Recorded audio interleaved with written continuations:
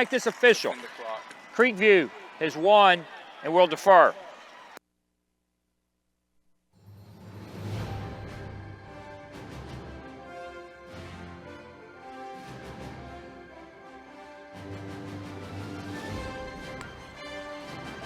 To start the game, Creekview where we, correction, Sequoyah where we turn.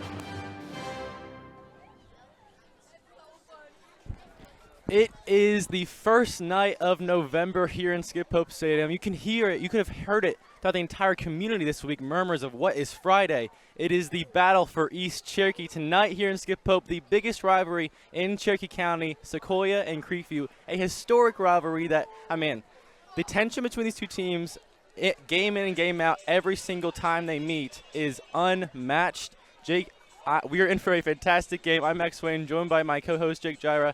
And Jake, Creekview is ready to upset the Chiefs tonight. Yeah, Creekview already eliminated from playoff contention, but that's not going to stop their need to fight. They're 5-4 in the season, but this is the biggest game of the year for them. They're going to want to make an upset here, try to knock the Chiefs out, maybe push them back out of the playoff spot a little bit, and try to get that win tonight. And the Chiefs are trying to do the exact opposite tonight, as in this rivalry game, the Chiefs have the upper hand. They have won 2 straight in the series, and on the season, they have a much better record, sitting at 8-1 as they come onto the field right now. Sequoyah is looking to go into the playoffs, sitting at 9-1 and at top of the region. They've already clinched a home playoff game. They're looking good, and Martin and his offense have been rolling, 35 points a game. And the big question is, can Creekview's offense, who scores around 25 points a game, keep up with Martin and Rajecki, who could get 1,000 yards rushing tonight? Yeah, we've seen how good this Chiefs offense is. No matter where they go, whether it be home or away, Rajecki seems to be able to rush for however many yards he decides to rush that night. Colby Martin has been pretty much perfect. In every game this year, he's found his receivers, he's found the people he needs to find, and that's going to be the main point that Creekview's going to need to try to make tonight and stop all those 3 threats. Yeah, and also for Creekview, you rely mostly on your senior quarterback, Austin Guest, who, he has another fantastic season. Junior year was great for him, but also senior year was great. It has been great thus far. But Guest relies mostly on his fellow senior receiver, Jackson Stanley, who accounts for almost nearly half of his passing yards, Guest passing yards, that is. So if the Chiefs can hone in on stopping those strong receivers for Creekview, they have a chance at winning their 3rd straight game in the East Cherokee rivalry. Yeah, and Stanley's coming off a great season so far. He just broke the single-season receiving yards record for Creekview at 1,331 as he looks to bump that record up a bit more tonight. And here we go, kicking off the 17th battle for East Cherokee here in Skip Hope. And the Chiefs lost the toss, I believe, and they are going Creekview deferred, and Sequoyah received, and they get stopped pretty quickly around the 25-yard line, as we're going to see Martin in this offense first thing. Yeah, you saw Creekview kind of line up in almost like a track running position, getting to that ball as quick as they can, and pretty much no gain off the kick return there.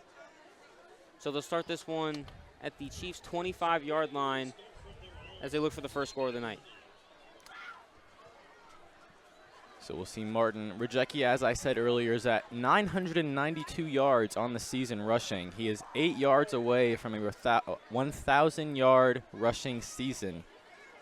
Unreal junior season for Rajecki, and he almost got it all in one play there. He averages 6.2 yards a carry, a beast out of the backfield. Yeah, and that's just talking about his rushing stats. His receiving game as well has been almost the exact same. Yeah. Just the play action, try to get him quick to the sideline. He has so many yards and touchdowns, just exclude that from the rushing side. No, yeah, and Martin has over 1,000 yards receiving, and Rajecki and Darling alone account for over 1,000 of those yards. They get a bulk, including Rajecki, but also Darling, get a bulk of those receptions, and we're going to see them utilized tonight. 2nd down and 5. Martin looking to his right, and there's Darling on a screen play, but he gets stuffed up for a loss of 4. Big play there from Creekview. That was Ryan Brooks and Charlie Harrington there. We're going to see a lot of Ryan Brooks tonight. Him and Brant Freeman for the Grizzlies lead the team with 90 and 70 total tackles respectively. Yeah, and that defensive line core, there's two that just made the tackle. Ryan Brooks and Charlie Harrington got 5 sacks combined on the season. Ryan Brooks has 3. I mean, they have definitely been one of the better defensive lines in this league, sometimes even just rushing 3. So 3rd down and 9 on the opening possession for Sequoyah. Can they convert on a critical opening series? Martin is looking, cannot find anyone. Instead of a quick drop pass, and got some space on the outside. What is it enough? And it was. What a play that was. Jack Ripley, we saw him a lot against Woodstock a few weeks back, and he has come to be a very critical piece to this Chiefs receiving game. Yeah, last week away at Pope, he had a big 20-yard reception, put the Chiefs inside the red zone, gave them a touchdown that inevitably put them up in that Pope game and kind of drove away the lead, inevitably leading them to that big 58-point win. So 1st down and 10 after a big 3rd down conversion. Martin looking to his left, and that is Darling in the flats. A quick stutter step and cutback. Great moves after the catch by Darling. Seen that all season from him as he gains 7 on the first play.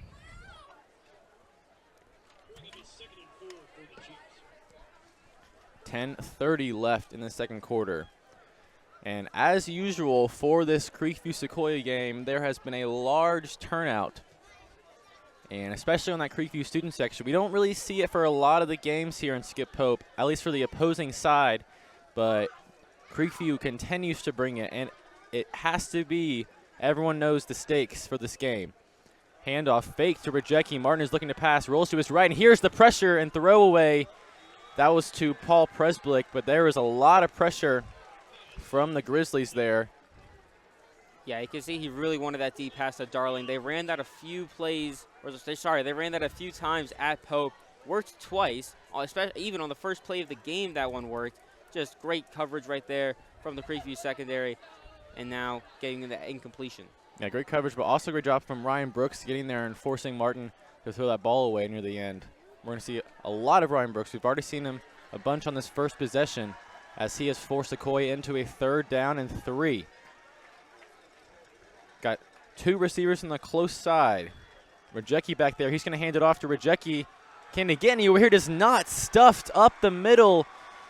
A big stop on this first possession by Creekview. Yeah, and that's massive for Creekview. Sending out that punt team now, the Chiefs.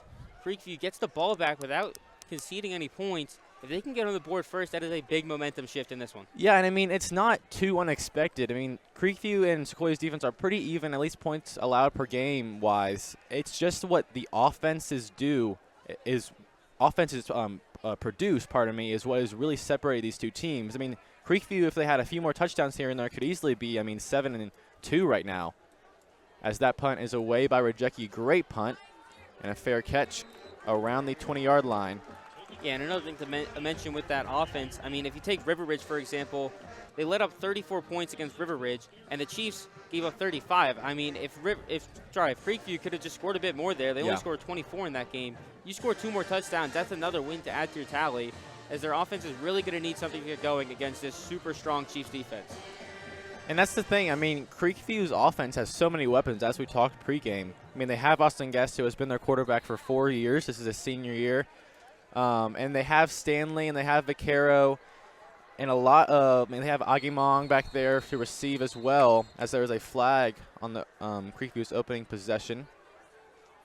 The thing is, truly for Creekview, is their consistency, as, they have some occasions where they barely get. Prior to the snap infraction. Offense, 5-yard penalty, still first down. So we do have a snap infraction prior to Creekview's first play. But, just the consistency for Creekview. When they are on, they are on. They can, get maybe like 40 points a game plus. It's just those slow games they have that really, really detriment them. And an opening possession score could help them very much, as here's Guest pass, and that is a dime to Agimong for a gain of 8. Yeah, and going back to when their offense gets rolling, they scored 55 against Pope, which Pope isn't that great of an opponent. We saw the Chiefs really take that one away last week. But the fact that they can score 55 when their offense decides that, we got to start doing something, that's what they're going to want to come into this game with, that type of momentum. Try to score as many times as possible, and even if you can't, hold the Chiefs offense to like less than 21. And Guess almost gets away from tackles there, but instead gets a gain of none.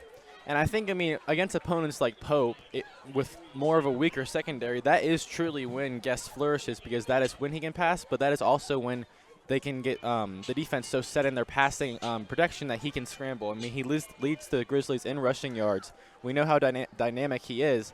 So it's truly when that secondary isn't as strong as some other teams, that is when Creekview flourishes. 3rd down and 7 on the opening possession for the Grizzlies, and Guess finds a gap. Guess finds a big crease. Austin Guess past the 50. Tackled by Caden Spade finally, but not after a gain that gets them into Chiefs territory. Yeah, there's Austin Guess using his legs. I mean, right as you said it, using his legs. I mean, averages about 83 yards on the ground per game, is their lead rusher, and a big gain of about 30 right there. And the Chiefs have to regroup here. Cannot let up back-to-back big plays. And the first quarter is usually where they're decently strong defensively. So very unexpected big play given up there. That first down goes for no gain. So 2nd down and 10 from the 45. Clock is at 7:33 as we're nearing the halfway point to this quarter. Got 2 receivers on the far side. A 7-man, nearly 8-man box for Sequoyah. And the shotgun is Guess.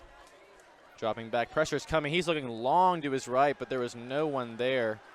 He was looking for, I believe, Agimong over there, but he was on lockdown by Benji Smith, which we have seen all season. And I think it's grown throughout the season, but Smith's protection out there as a junior has been very impressive.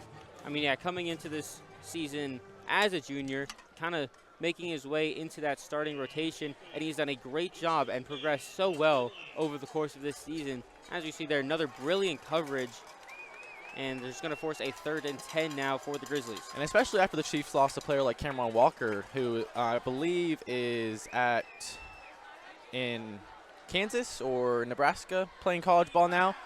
But here is a 3rd down attempt on a screen play. Goes nowhere. But yeah, especially after losing a player like Cameron Walker, who's playing in the college level now, they needed another cornerstone DB to really cement how good this Sequoyah defense was going to be on passing. And they got that with Benji Smith, especially over the offseason. So a big 3rd down stop there. Attempted screen pass to Agimong, and here is the punt team as Sequoyah defense responds very nicely to that big play. Yeah, and it was a great job from Ian Mariah just to get that pressure, get to the gap, force the pass quickly, and inevitably that quick screen pass that really couldn't go anywhere because there was nowhere else for him to go besides into a Chiefs defender. Almost a blocked there, and that one goes into the end zone as the Grizzlies tried to get that one out of there. A little region update. Sequoyah is sitting at 2nd as they are tied with Sprayberry record-wise, but Sprayberry has the head-to-head advantage. But Sprayberry is playing Woodstock tonight. Sprayberry is 8-1, same as Sequoyah, and Woodstock is 7-2. I mean, Sequoyah may have had their way against Woodstock mostly, but still, Woodstock is not an opponent you can just slip by. So we'll see how Woodstock and Sprayberry play out through the night. We will be giving you updates.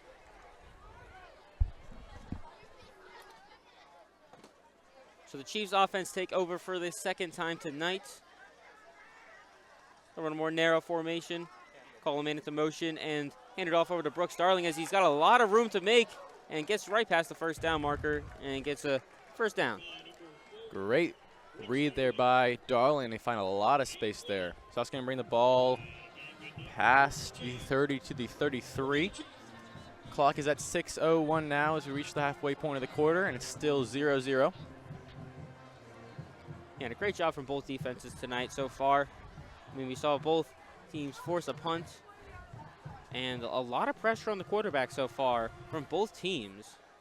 I mean, most of these drives have fallen due to just not enough time being able to find that pass option as the pocket just collapses on them. Waller and Mariah come to the close side as Martin is looking for a QB run, and he gets hit hard. But a small gain there. Tackled by Evan Wayland, one of the leading tacklers for this Grizzlies defense. Sets up a 2nd down and 7. So in this series, overall, the Battle for East Cherokee is more in favor of Creekview, especially in the 2010s. Creekview had a lot of dominance then, but in the past 8 years, it has been split evenly. And Sequoyah is on an uptrend as they pitch it to Rajecki, who tries to get outside and tries to stay alive, and he finally gets a little bit of space, but gets tackled for a loss. Could knock it out of there. Loss of 4 sets up a 3rd and 11. Yeah, that was a great job from Rajecki, trying to just get outside, maybe break another tackle, just couldn't get far enough. But not that big of a loss, though. You have a 3rd and 11 now. You have pass options. I can see a pass, maybe a stream play. Just try to get 11 yards and get that 1st down. And, I mean, Sequoia's receivers, I mean, they have 6 total receivers that have at least 8 receptions, and they get yards per catch of 13 yards. So they can easily just throw to one of the receivers and hope that the stats favor them here, as Martin has pressure and is nowhere to go. Throws that ball away, and Creekview forces another punt as this defense is looking stout. And there's that defensive line again for the Grizzlies. I mean, just pretty much giving Martin no time to make that throw, forcing him to throw it out of bounds. And now you get another punt. You get another chance to take a lead after having to punt on your last drive, despite having a big rush play from Guest. And if you can somehow manage to get a score, after that, it's going to be another big momentum shift for them. And Sequoyah hasn't really seen a defense this strong, especially in the front 7. They've seen a lot of good secondaries, but in that front 7, Sequoyah has not seen the defense this strong. I mean, potentially since Sprayberry, as that punt is off by Rajecki. A beautiful punt once again. So, I mean, they're going to have a big challenge, the offensive line is, who, I mean, has been great all season. I believe in a lot of people were being a little bit skeptic. They lost a lot of good pieces on the line over the offseason as they graduated. So a lot of people had a lot of concerns about the offensive line, but they've been doing a great job. Despite all of the skeptics, a great job on the blocking schemes overall, great communication. But this could be their biggest challenge, at least since Sprayberry. So they're going to put up a big fight as we see Guest here for his 2nd chance of the evening with 4:35 left on the clock. Got 4 receivers out. They're looking for a big play on this opening possession as they're going for the running back here. And he has a lot of space on the out route, and he goes for more. Mason Munn right there, just able to get outside the pocket quick enough. Nobody on him, has a free yards to get. Gets about 15 to 20 on that one. A big gain for them right there. And Sequoyah, as we saw last drive, really rebounded after that big play. Here's a handoff and stopped almost immediately, but still pushing. A gain of around 4. That was for number 3, Alex Penrod. So the junior sets up a 2nd down and 6 at the 46. Yeah, that's a different type of run play for them. They don't normally go for those jet sweep type of runs to their wide receivers. Try to get not too much of a gain, but gets them a better of a position to go for this 2nd and 6 as they'll try to cross back into Sequoyah territory. Sequoyah is all bunched up defensively as a trip up happens right at the line, and that run only goes for a gain of 1. So a 3rd down and 5 now for Sequoyah. Can stop this drive before they get into Chiefs territory. We've only seen 1 Guest run thus far, and that has been for a gain of around 40. Do we think he's going to go for a Guest run here?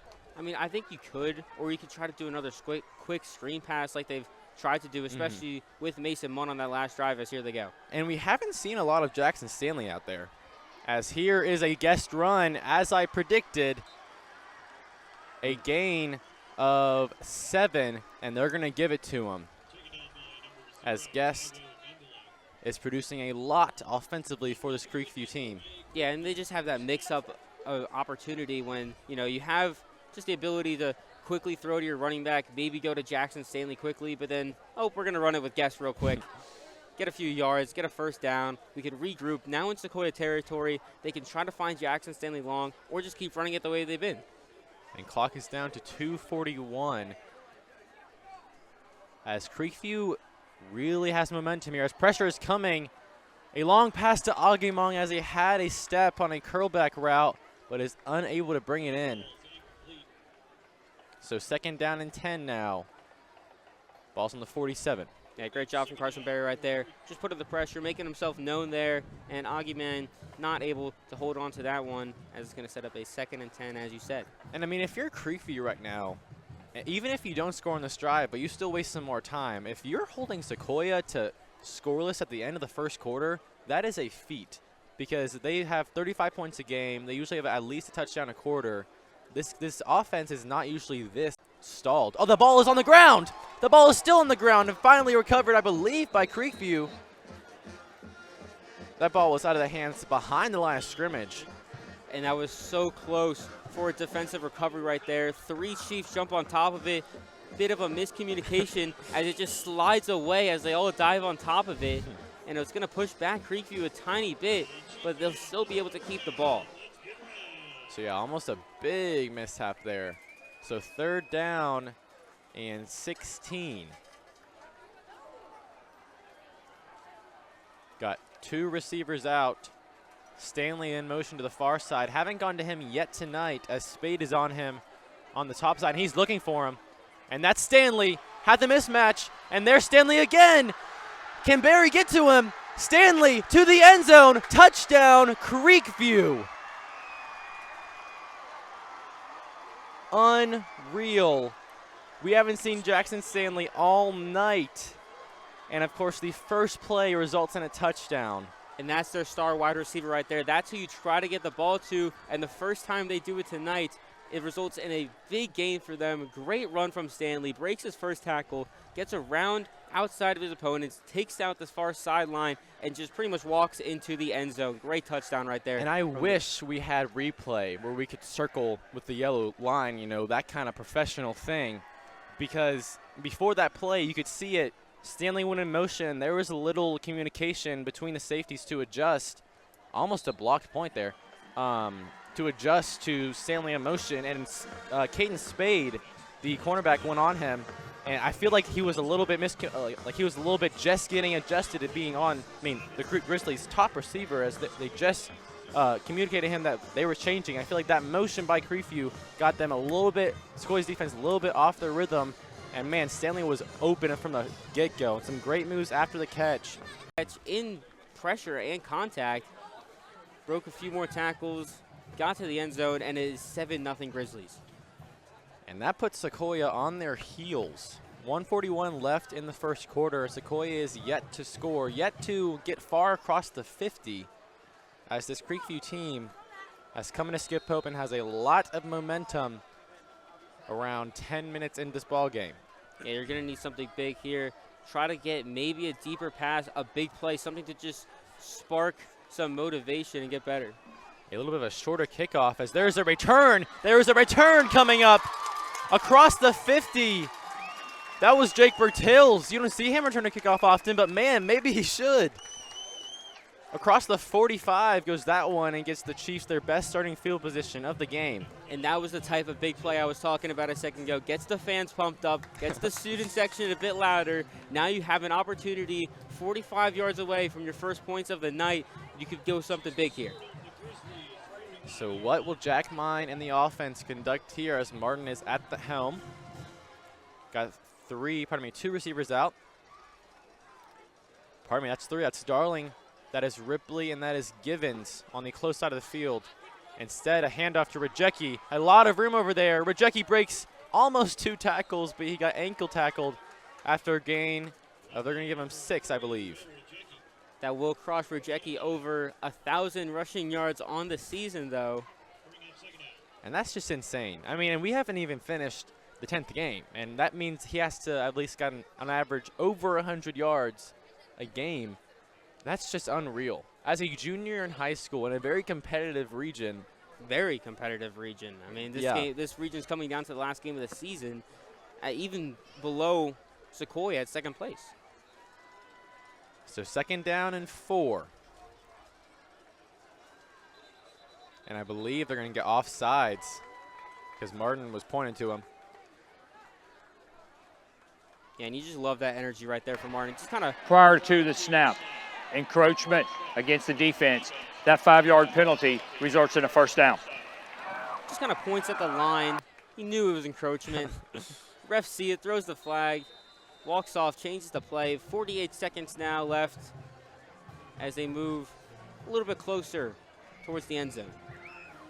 So 1st down and 10 after that flag. It's going to be on the 34-yard line.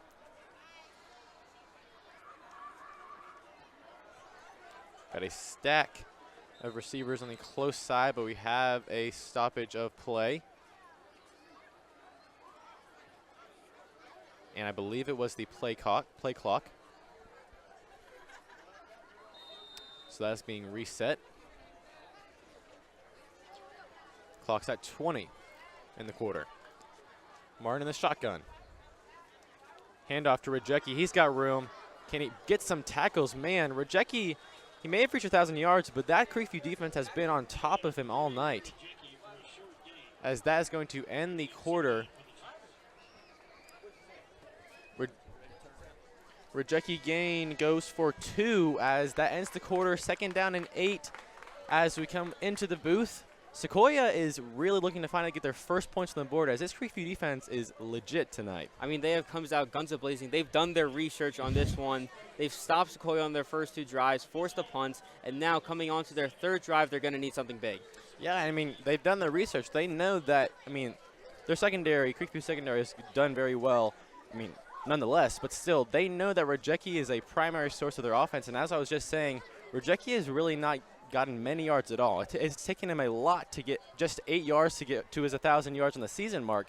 I mean, they are doing an amazing job locking down in the front 7 on that line, and that really has to come now to Sequoyah to have more passing game, production. As we haven't seen too much like long distance passing. We've seen a lot of in the flats. I'm expecting from Sequoyah to see more long distance passing, especially to players like Darling. We've seen a lot of long passes to Darling, and players like Pressblick and Givens who have height advantages in the secondary. Yeah, but also they haven't been able to do as many screen passes. Rajecki also strives in that receiving aspect where you can just get the ball to him quickly, hopefully get a bit of yardage, and they just haven't been able to do that tonight. 3U has been very, very good in stopping this offense, and they're going to try to keep doing that tonight.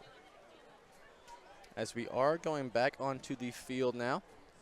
2nd down and 8 as we start the 2nd quarter and flip the field.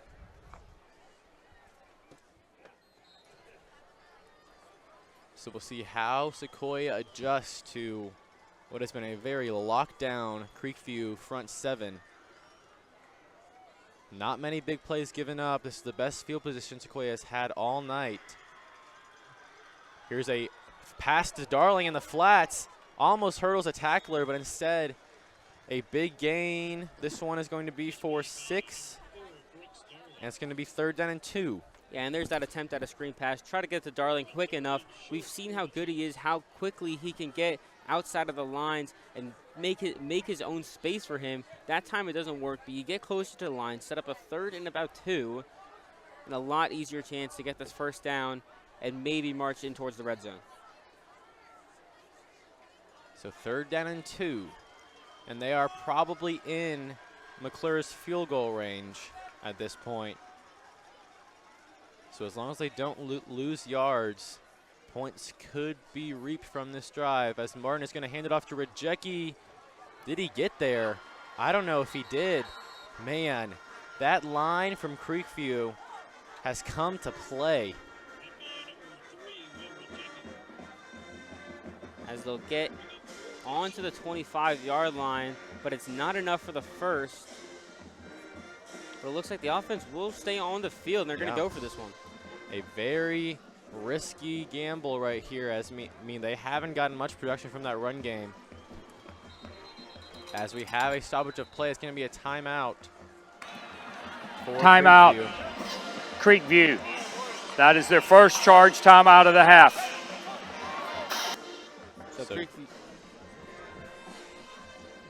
So a timeout by Creekview. They're going to send us into the booth. So Creekview has stopped Sequoyah here on 4th down and 1.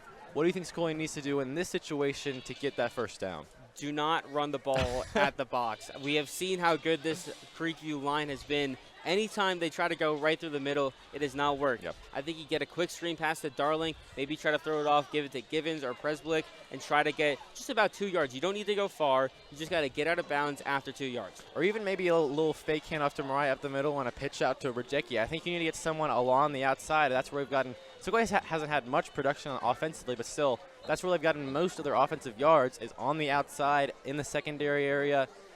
They're going to need a big play, big push here from the line if they want to have a big 4th down conversion. Yeah, and also another thing they could try to do is that double handoff that we see a bunch. Just try to Very true. Get some distractions, try to make some moves on the line and try to get through the first down. 4th down and 1. Martin is going to hand off this one to Ogundele, and I believe he got there. First run by Taiwo Ogundele on the night, and that's going to pick up the first down. They haven't signaled yet. They're still discussing. I thought it was a yard ahead. It is a first down. A big pickup for the Chiefs there as they are alive here offensively, looking to get some points on the board in what has been, season-wise, their most productive quarter, the second quarter. Yeah, they gambled on the 4th down, trying to get that touchdown. Try to tie this one back up as they desperately need that one. 10:25 in the first half remaining now. 2 receivers on the far side, handoff to Rajecki, and he has a lane on the outside. But, man, there's consistently just around like 3-4 Grizzlies always on Rajecki. They are always where he goes. Nonetheless, Rajecki picks up 3, 2nd down and 7. Yeah, they're just trying to knock Rajecki out of this game, try to exclude him, make the other big players try to make some plays. I could definitely expect maybe a deeper pass towards the back of the end zone, maybe stick Noah Givens back there. Yeah, I mean, Noah Givens, look out there on the far side of the field. Noah Givens has a height advantage over there on the far side of the field against, I believe that's Ty Gill. A handoff, no, fakes the handoff, and he's looking long. Noah Givens, is it caught? Touchdown, exactly as Jake Gyra scripted it. Noah Givens for the touchdown, dime by Colby Martin, and the Chiefs can tie it up with the extra point. And what a play right there. Noah Givens runs the perfect route. Colby Martin, the perfect throw, right into the basket. Doesn't need to move a single inch there. And, I mean, he had Jack Ripley open on the left side of that field on that play, too. So, I mean, a little miscommunication there for Creekview as there were two receivers wide open near the end zone as Givens is the chosen one there, and the Chiefs can tie it up with this McClure extra point. A big play is exactly what Sequoyah needed as it is now tied up. And how will Creekview respond? We've seen a lot of production from Guest overall, a lot of scrambling production, a big play to start their opening drive. Can they get more production from their all-star QB? Yeah, I think they might try to spread the ball around a bit more, try to focus ould of Jackson Stanley. You just got that really big pass touchdown to him. The Chiefs might try to put a few extra men on him, and Creekview could try to take advantage of that, try to get the ball to a few other people, make a bit more open space on the field, or you could just keep giving it to Stanley and see what he can do. Yeah, I mean, that was his first reception of the night. So if that's what he gives you in one, I mean, imagine what he can give you all night long. So 9:30 left in the second quarter as the battle for East Cherokee is tied up.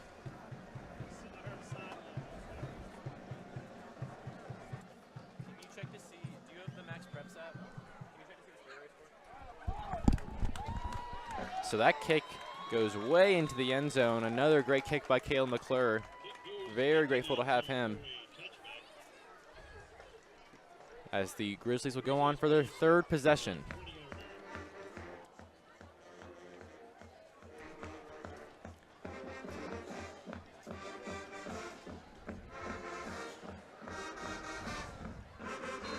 So a little update for our region going into the second quarter with 11 minutes left. Sprayberry is on top of Woodstock 10-0.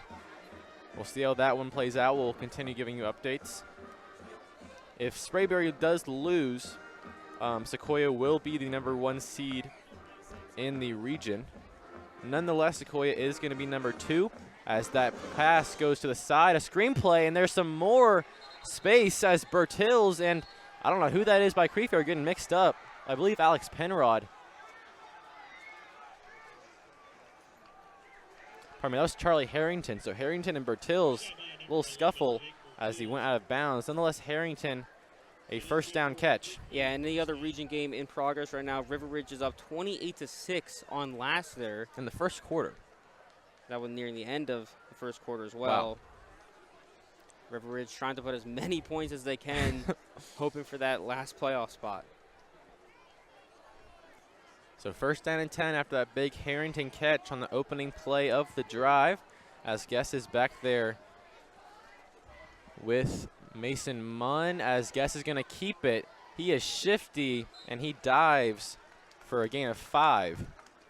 Ball's going to be on the 38-yard line. Yeah, and a lot of effort from Guess right there. You see him just trying to push through his own defenders, push through some Sequoyah defenders.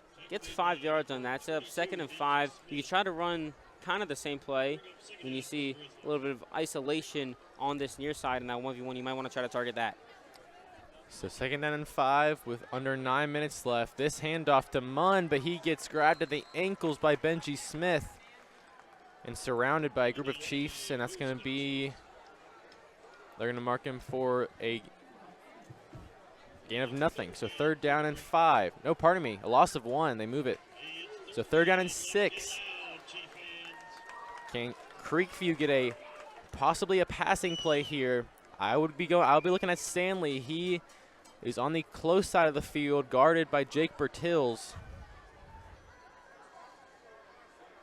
And also Agimong is right in front of the sideline on the close side, and that's where Guest is looking.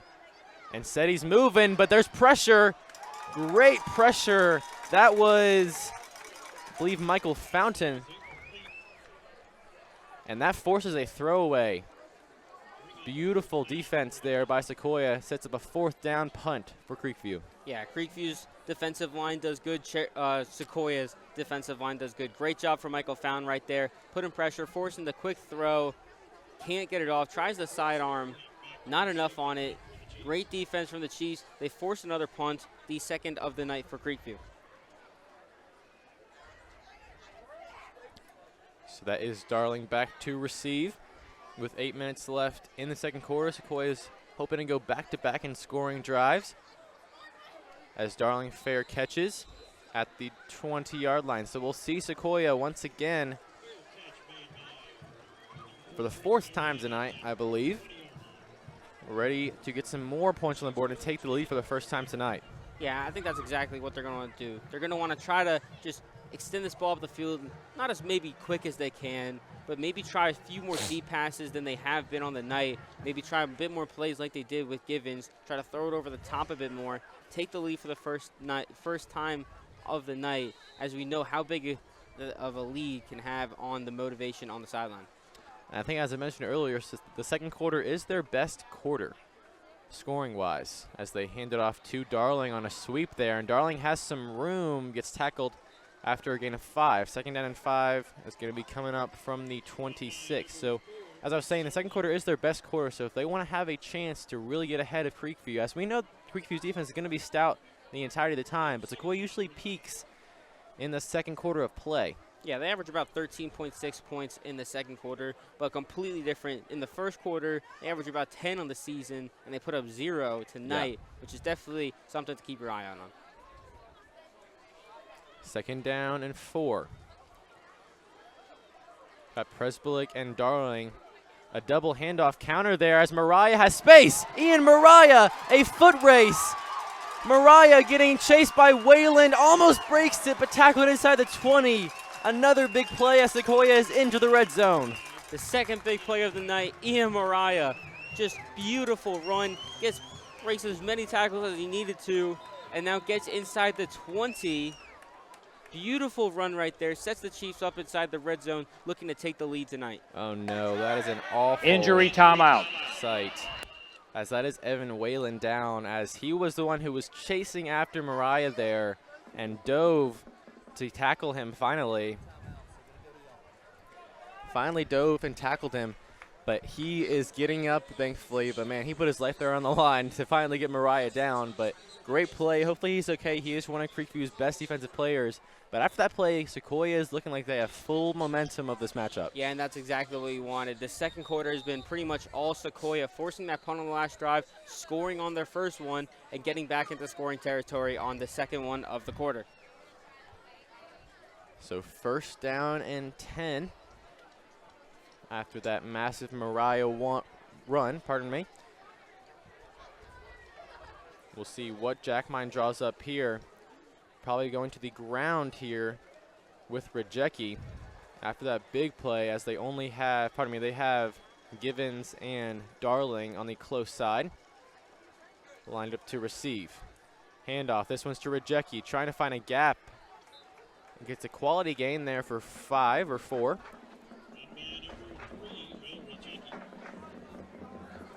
Getting a 4, second down and 6. Yeah, they'll bring on Ian Mariah here. Might see another counter opportunity here with Mariah and Rajecki, as Mariah just had a very big play on that last one. Maybe try to get it in to him, feed him into the end zone. Second down and 6. As Martin is calling an audible handoff to Rajecki as he finds a crease. Runs for the first down, sets up a first and goal from the 6 as Sequoyah is threatening once again. Yeah, and another great run play right there for the Chiefs. Definitely one of their better aspects on the season. They have about 109 rushing yards per game, as they keep showing why this is one of their better strong suits. So how can this Creekview D-line hold up here? Those first 2 drives against Sequoyah, they were really what was stopping the Chiefs from getting any offensive production, but it seems like the O-line for the Chiefs have figured something out, as this blocking has been much improved in the second quarter. But can Creekview get a stop here? First and goal. Handoff to Rajecki, and Rajecki says, no, you will not, as he gets in the end zone. Back-to-back touchdown to the Chiefs, and they take the lead in the battle for East Cherokee. Great job right there from Rajecki. Gets on the outside. Pretty much nobody there to tackle him, as he extends his total touchdowns on the season to 19. 1 away from 20. Unreal stat line. So with 5:10 left in the second quarter, we have a little bit of conversing by the refs going on there. Oh, there is a flag on the field. Did not see that.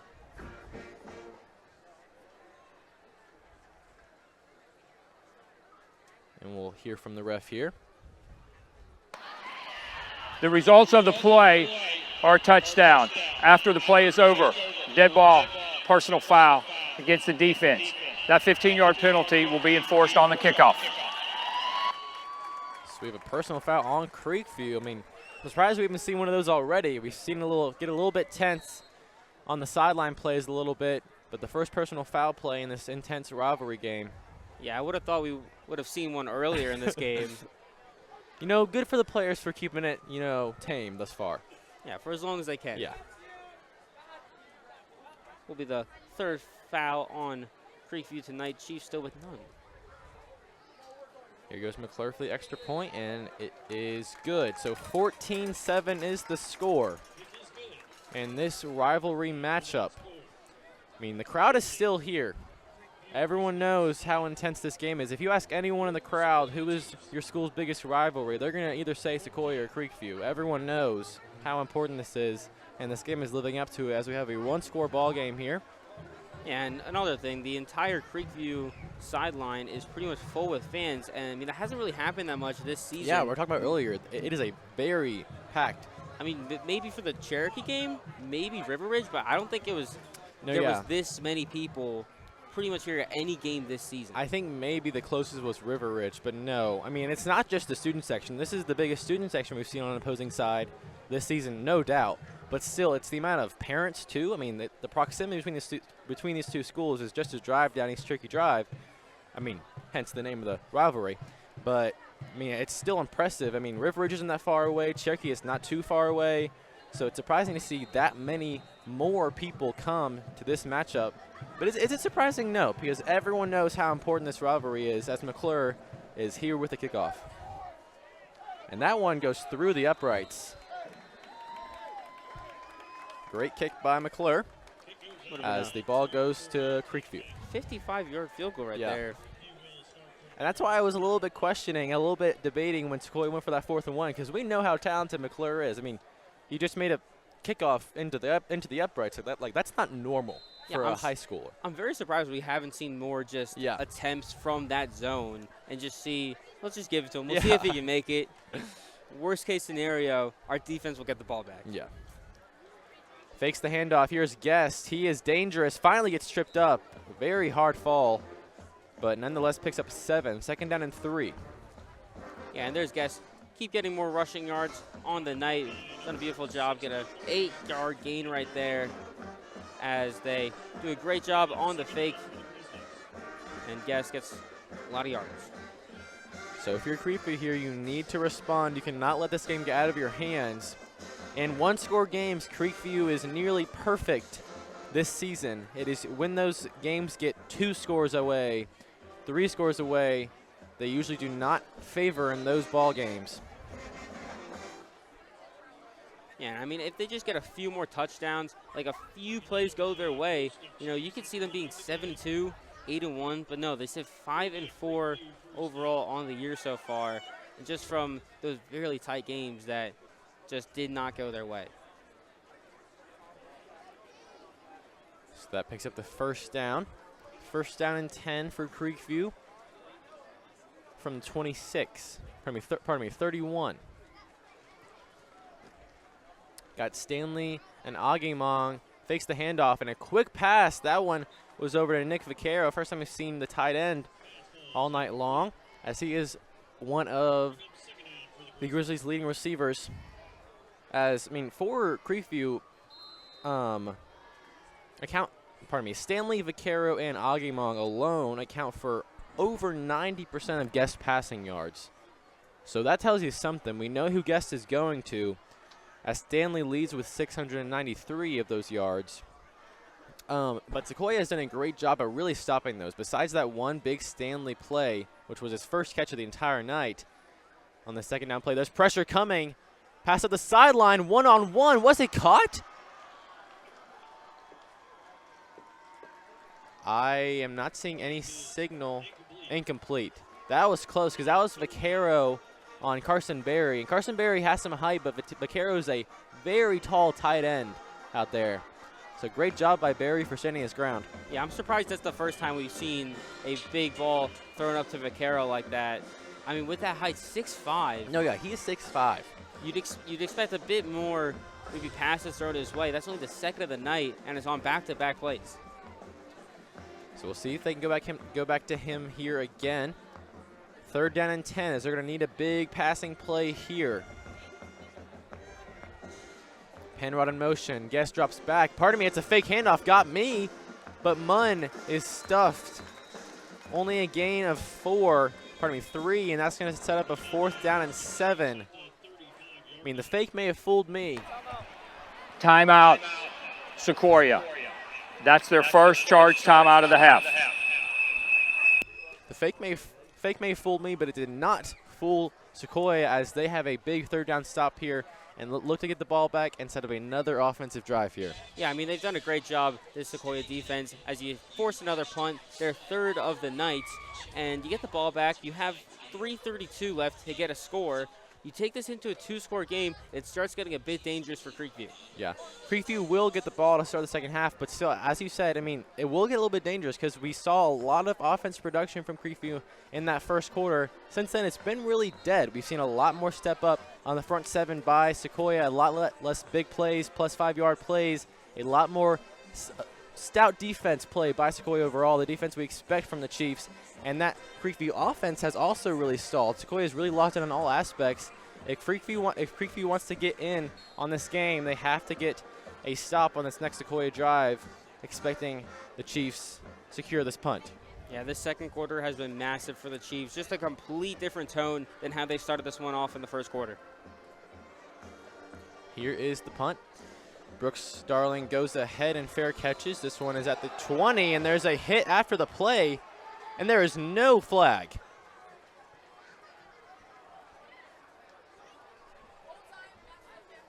I wish I had a replay.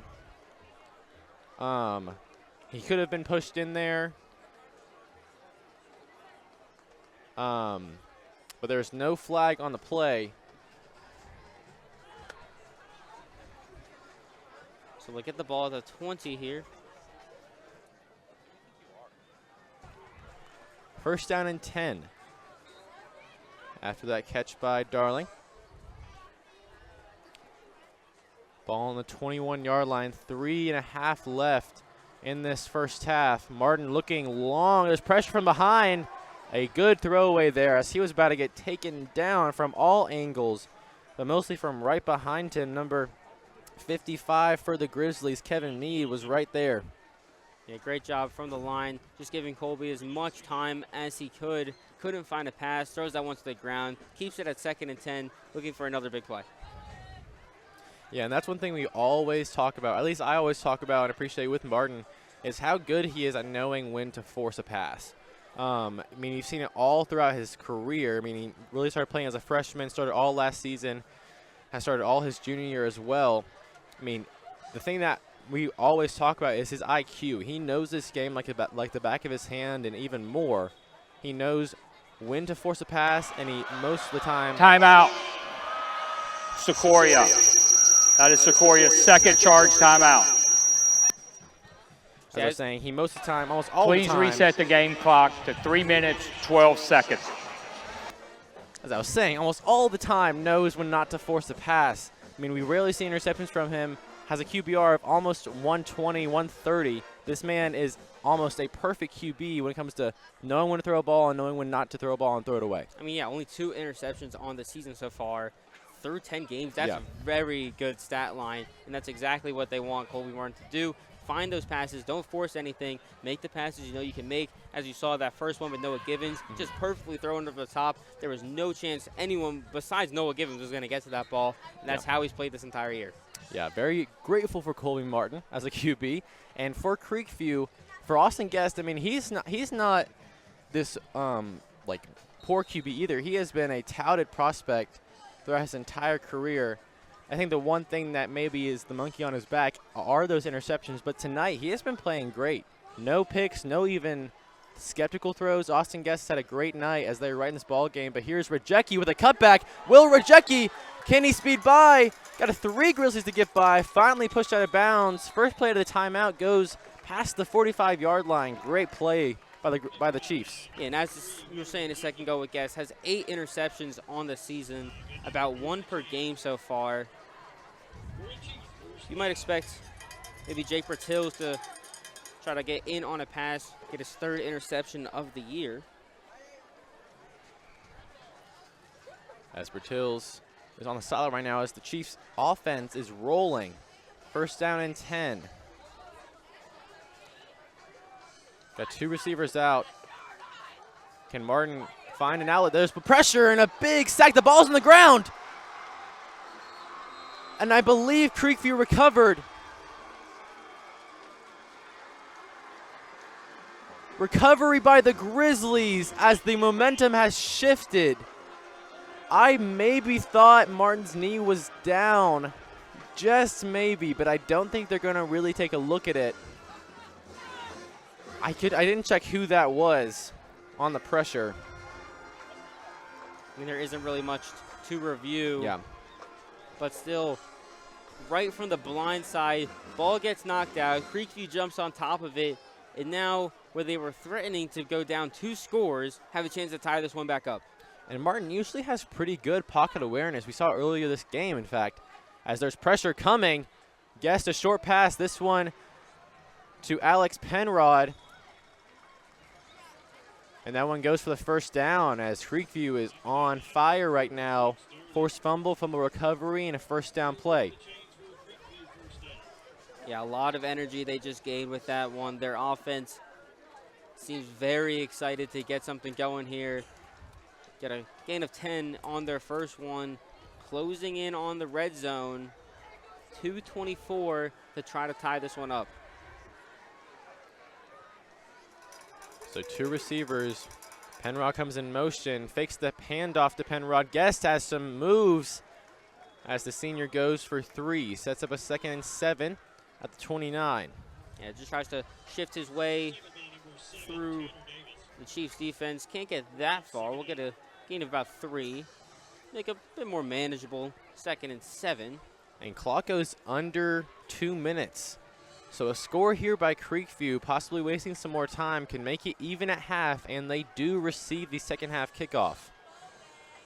Here's the, Guess is looking long. A one-on-one, but that's intercepted. That's Benji Smith taking it down the field. He's looking for blockers. He's still going. A big return, almost 40 yards. Benji Smith had a big play earlier in the first quarter and comes up with another clutch interception. And I believe that may have been Augimong out there, I believe. And I mean, Augimong has the height advantage, but Smith really got position there. Read that ball extremely well. Yeah, Guest throws his 9th interception of the year just as we were talking about it. Benji Smith gets his first interception of the year as well. Puts the Chiefs back into scoring territory, and right as you thought Creekview was going to tie this one back up, momentum was going all their way. The Chiefs flip it right back over, and they'll drive this one hopefully down the field. And there's Colby Martin, breaking free, looking to take the lead into double digits. Colby Martin scores. What a chain of events that was for the Chiefs. I just got chills. Martin loses the fumble. 2 plays later, you get an interception back, and he runs for 50 yards and a touchdown. And I had barely recovered from that interception. My heart rate is all over the place as the Chiefs are going up 14 in what really was a full change of momentum after that fumble, as Creekview had all eyes on tying this ball game up going into halftime. No. An interception followed directly by a 50-yard run by the QB himself to extend the lead to 14 with the help of this extra point.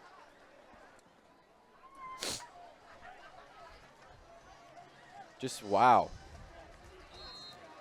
Great blocking by the Chiefs and great speed shown by Colby Martin, as the score now in the battle for East Cherokee is 21-7. And the Chiefs' best quarter being the second quarter reigns supreme as they have scored 21 all in this quarter. Yeah, just a complete, I mean, I'm pretty sure I've already said this before, complete change from the first quarter. Yeah. I mean, they almost looked dead that first quarter. It was a completely different team. It looked like we didn't see that team this entire year. They wake up, score 21 unanswered points with 1:19 left. Yeah, and that's the thing, being unanswered, 21-0 in the second quarter. I mean, it looked in that first quarter that Creekview's defense came to play and they were going to dominate this ball game perchance, but no. And that's what we've seen a lot this season, is it kind of takes Sequoyah a little bit to warm up. The second and third quarters are pretty strong for them offensively. The fourth quarter is where they kind of get back to how they usually perform in the first quarter. They usually let a lot of teams come back into ball games, at least statistically. Yeah, but man, the second quarter is what really gets them that safety net. But I mean, also the thing about the fourth quarter is Chiefs are usually up by 20 or something. Yeah. And the starters aren't necessarily in the game still. The starters for the other team are still going full force trying to make a desperate comeback. even though they're down by 20. And you saw that in the Cherokee game we hosted and the River Ridge game we hosted. Both of those games, the Chiefs are up by double digits going into the fourth. And that is usually when, Cherokee and River Ridge came back and almost, had chances to win the ball game there. First down and 10 as Howell Creefy respond with 1:19 left in the half. A score here could get them within 7 points, and they get the ball, as I said, to start the second half. They could tie it up after that, but here's Guest looking for room. A launch. That one goes out of bounds over the head of Munn. Yeah, just extends the play for as long as he could. Ball can't really find anyone. Goes out of bounds as Chiefs put two man on pressure on that one. Guest can't find his way. Couldn't run out of that one. Second down and 10 after that throwaway. Clock is down to 1:12. And Creekview also has to be thinking, Sequoyah usually does not do this going in to a half with like under a minute left. They usually don't risk it and throw it down the field, try to kind of Hail Mary it. But against a rival, if Sequoyah has time, they may try to go for the score. So Creekview cannot leave too much time on its clock.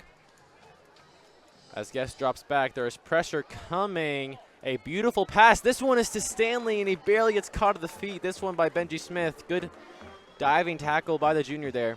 But still, Stanley, his second catch of the night, goes for a first down. Yeah, the clock's still moving, though, so they're going to have to go quick within the final minute of the half now as they go quickly. A quick pass. That one goes out of bounds. Penrod with the catch. Clock's at 51 as they are rolling here. Yeah, as they get out of bounds quick enough, stop the clock. You got 51 seconds to make your way down the field. Guest is going to have to try to find somebody deep. Or maybe you could see a few go routes, try to drag as many defenders just out of the box as you can and then just run up the field. We've seen Guest already do it once. Might try to do it again, but it would be a bit more risky as there's only 51 seconds left in the half. Second and 2. Got 4 receivers out and Munn in the backfield as Penrod in motion to the far side of the field, and he goes upfield. There's some pressure. There is Michael Fountain. And we've seen so much presence from him, especially in the second half of the season. Michael Fountain, the junior, has really almost become like, I don't want to really compare him and minimize him, but like almost another Ogundele. The pressure that Michael Fountain is applying is very similar speed-wise to how Ogundele blitzes through the defensive line with ease. The offensive line with ease. And to have him for another year after Ogundele sadly departs with us, it's going to be very valuable to this Chiefs defense. Yeah, and I think something going on last year, there were a lot of seniors we were afraid to lose. We didn't know how we were going to replace them. Yeah. And then they've just done a great job of replacing everybody. All the sophomores have stepped up wonderfully and have created a almost unstoppable defense. As you're saying, I mentioned Walker in the secondary. Timeout, Creekview. That's their second charge timeout of the half. Like Walker in the secondary last year for the Chiefs. Santana you had back there. You had Zablotny as well. A lot of cornerstone pieces for this defense. They were seniors. They were leaders. And, we were worried that the Chiefs defense may not be as strong, but they have put all doubters to rest. And they really are, a very powerful part of the Sequoyah team as they're holding this Creekview offense to 7 points tonight. Yeah, this developmental line for the Chiefs that they have going. For the past few years, everyone that has graduated, they have found somebody equally as good to replace them. Even if they're not necessarily getting the offers as some like Jackson Hancock getting, they're still putting in the same amount of work and putting up the same amount of stats that have just been incredible and made this defense as good as it has this entire year. Yeah, and like Brennan Darling in the safety position, Carson Berry stepped up and Spencer Geist stepped up as a leader to take that position. I think that really speaks to the culture of this Chiefs defense and Chiefs team as a whole. Is it's next man up, and you're expected to play to that same level, if not better. The culture that Teeter has established here, especially in the most recent, I would say around 5 years, has been very, exemplary for all nearby teams. As Guest is going to do a QB run, almost sneaking by, but does get the first down on that scramble. 37 seconds left in the half. Almost across the 50, ball on the 47. All right, but didn't get it out of bounds, so the clock still moves. 30 seconds left. Guest drops back. There's pressure from Fountain. Ball's thrown over the head of Stanley there. And an incompletion stops the clock at 25 seconds. They're going to try to draw something up. They got to go 55 yards or try to go about 30, maybe get a field goal. Not cut the lead by a whole score, but get 3 on the board, make it 21-10. Ending the half on a score is always a good note.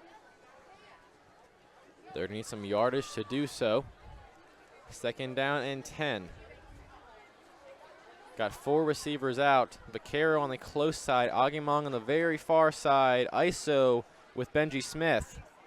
And Guest is not looking there. Instead, almost intercepted by Fountain. That was Drew Williams. Pardon me, Drew Williams, the sophomore, I believe, who already has an interception on the season.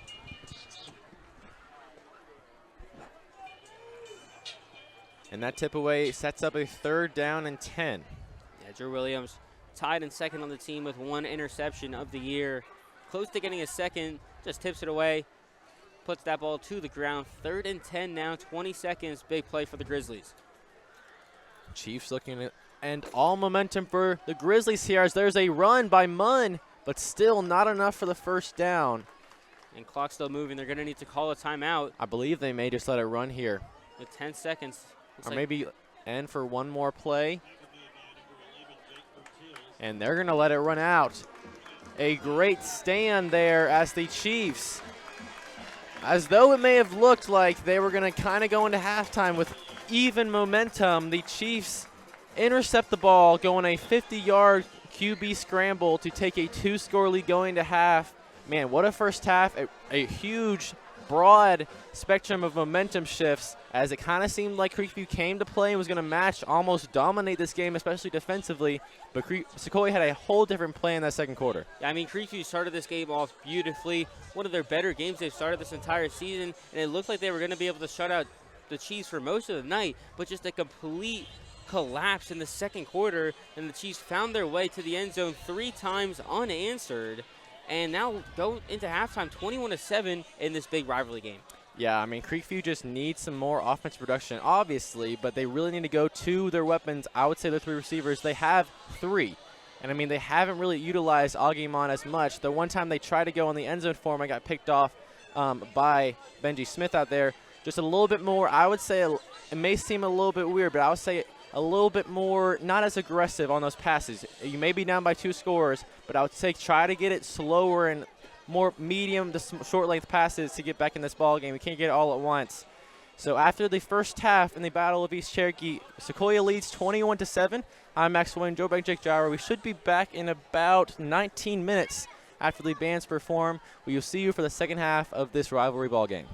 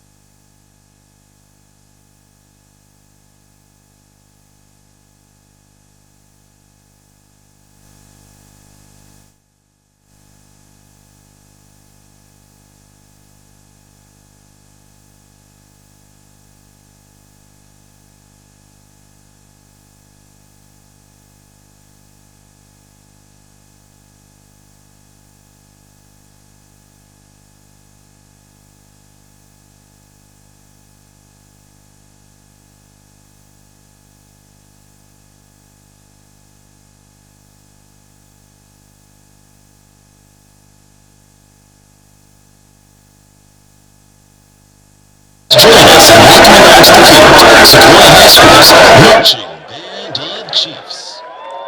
Tonight's performance is entitled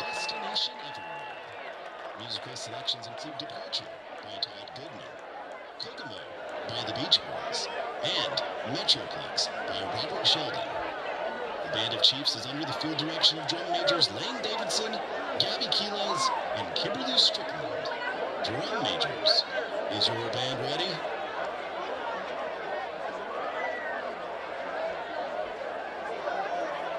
You are now cleared for takeoff. On behalf of Superintendent of Schools, Dr. Mary Elizabeth Davis, Principal Mr.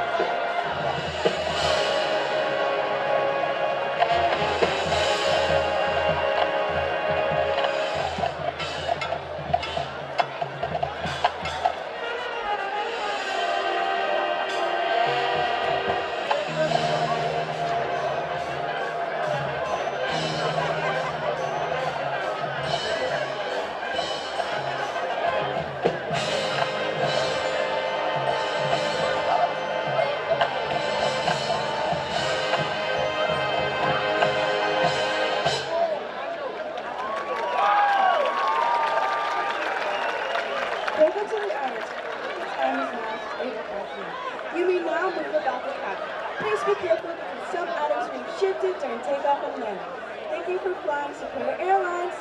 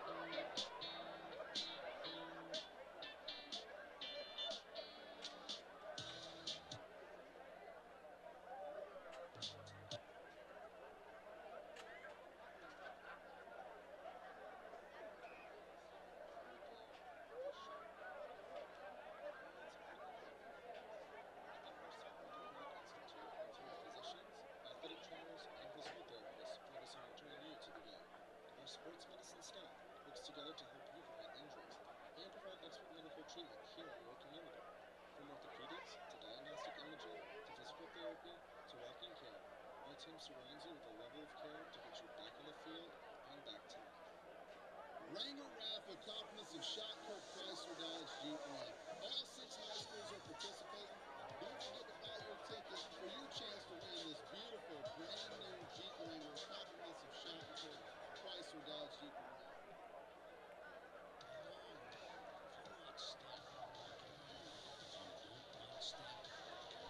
It's Longhorn favorites, the Outlaw Woodruff, Longhorn Saddle, original crispy chicken, Only Longhorn Steakhouse, Big Big Steak.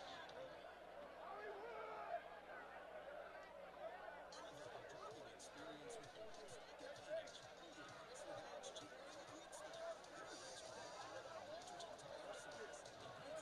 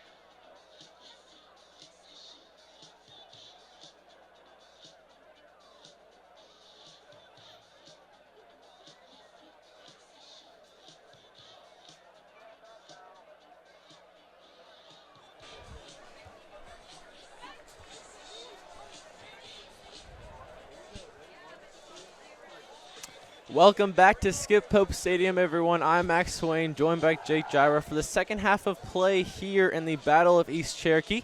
And Sequoyah has a 2-score lead here against the Creekview Grizzlies in what was a kind of big momentum shift of a first half. Creekview had a lot of momentum in that first quarter, had a dominant defensive performance and a strong offensive outlook. But Sequoyah turned the tide completely in the second quarter, scoring 21 unanswered points and leaving Creekview to really figure out at halftime what they need to do to fix some stuff. Yeah, and the big thing about that is the unanswered part of it. I mean, the Chiefs completely turned this game around. I mean, they went from what looked to be a really bad scoreline, what could have been if Creekview just continued to play how they play, turned it around completely, 21-7. Now Creekview has the ball. They can bring this into a 1-score game, but if the Chiefs defense played like they did that second quarter and they make another big stop, you take the ball again, you score again quickly, this game could easily get out of hand.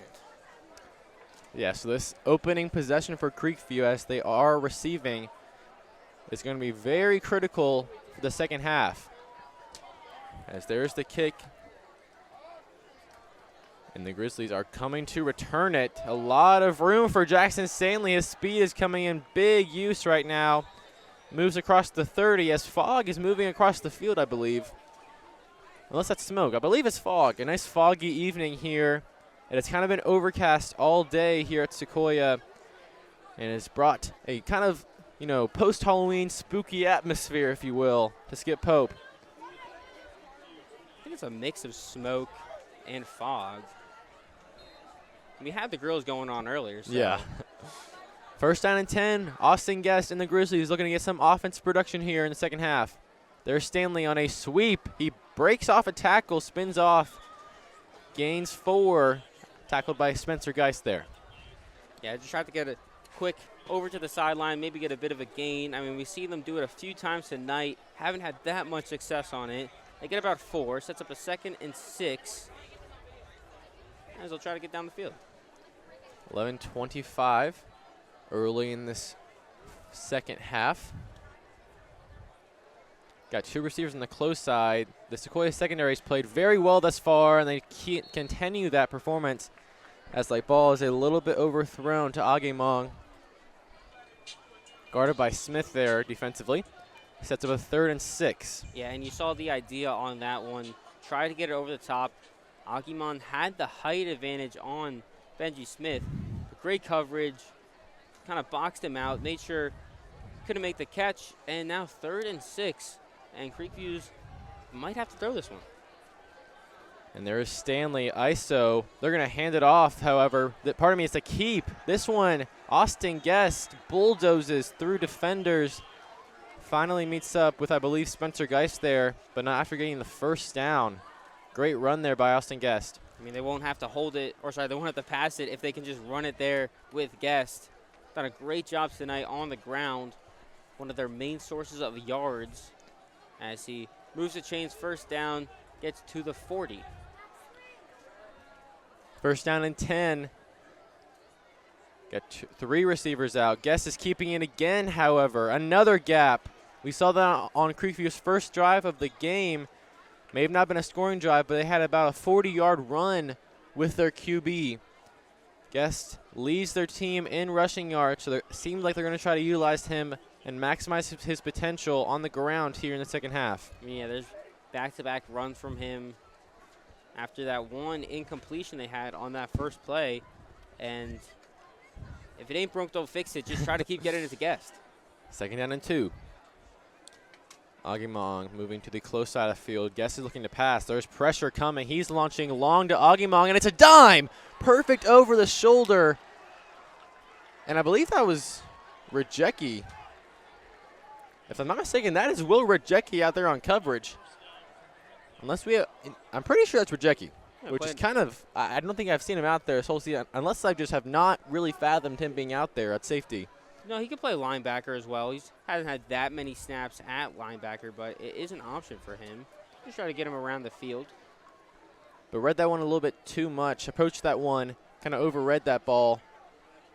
As that was a dime to Agemong, and Guest has this drive alive for the Grizzlies. Handoff to Munn, and he is shifting through some space there. A gain of 6. Pardon me, marking a gain of 7 now. As the Grizzlies enter the red zone. Just over 2 minutes into the second half, and Creekview's offense is finding some momentum. Yeah, this is exactly the type of start that if you're a Creekview fan, you wanted to see, just being able to move the ball, move the chain, something that really wasn't existent for them in this second quarter. Again, trying to bring back that first quarter spirit that they had. Handoff, a little Philly special. Oh my goodness, and it's intercepted. Second interception of the game. This one by Brooks Darling. Darling turns the tide, pardon me. And that's going to give the Chiefs the ball once again off of an interception. I mean, you saw that play coming right as Munn turned around. He had the chance, flea flicked it back to all the way back to the quarterback, threw it long. Brooks Darling was right there and ready. Makes the interception, second of the night, and the Chiefs take back possession.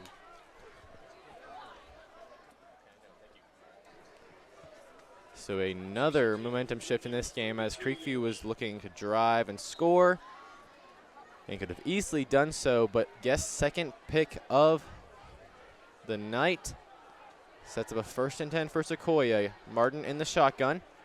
Handoff to Rajecki. And man, it's just always that. And you don't see that often with Rajecki where like he doesn't have much space to get to. But there was instantly, from the line of scrimmage, around 5 Grizzlies just on Rajecki first thing.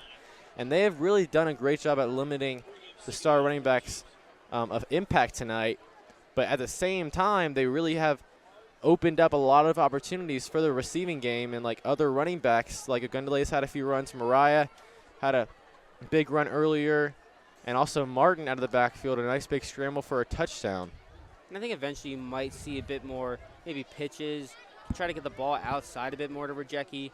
But, I mean, he gains about 4 on that one, so it still doesn't hurt, even if he still gets some yardage.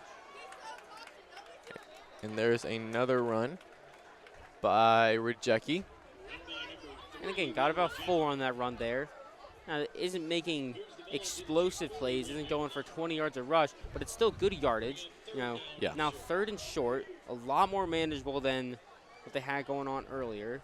But still, 4 or 5 yards a carry, I mean, we're saying that if that's a bad night for Rajecki, I mean, that's fine. He has 6 yards on average per carry, but like 4 or 5 yards a carry, any coach is going to take that. As that sets up a 3rd and 1 on the 41-yard line. Martin in the shotgun, handoff to Rajecki. Can he push? And he does just so.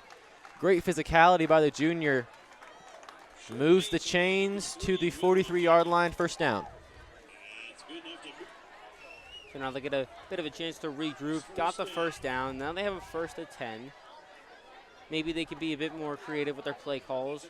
Maybe try to throw this one a bit more deep. We haven't seen many throws on this drive so far. A lot of just runs with Rajecki down the middle. And 7:20 left in this corner. That's Rajecki back in the backfield with Martin. And it's a double handoff counter action as Darling has some room but gets taken down by Evan Wayland. Looks a little bit slow to get up there once again. He had a little injury timeout earlier this game. Hopefully he's okay as he's still on the field. Yeah, and you saw the idea again for the Chiefs with that counter. They just couldn't perfect that one. They still get about 4 yards, so it doesn't go to complete waste. Now you have a 2nd and 6 again, same as the last drive.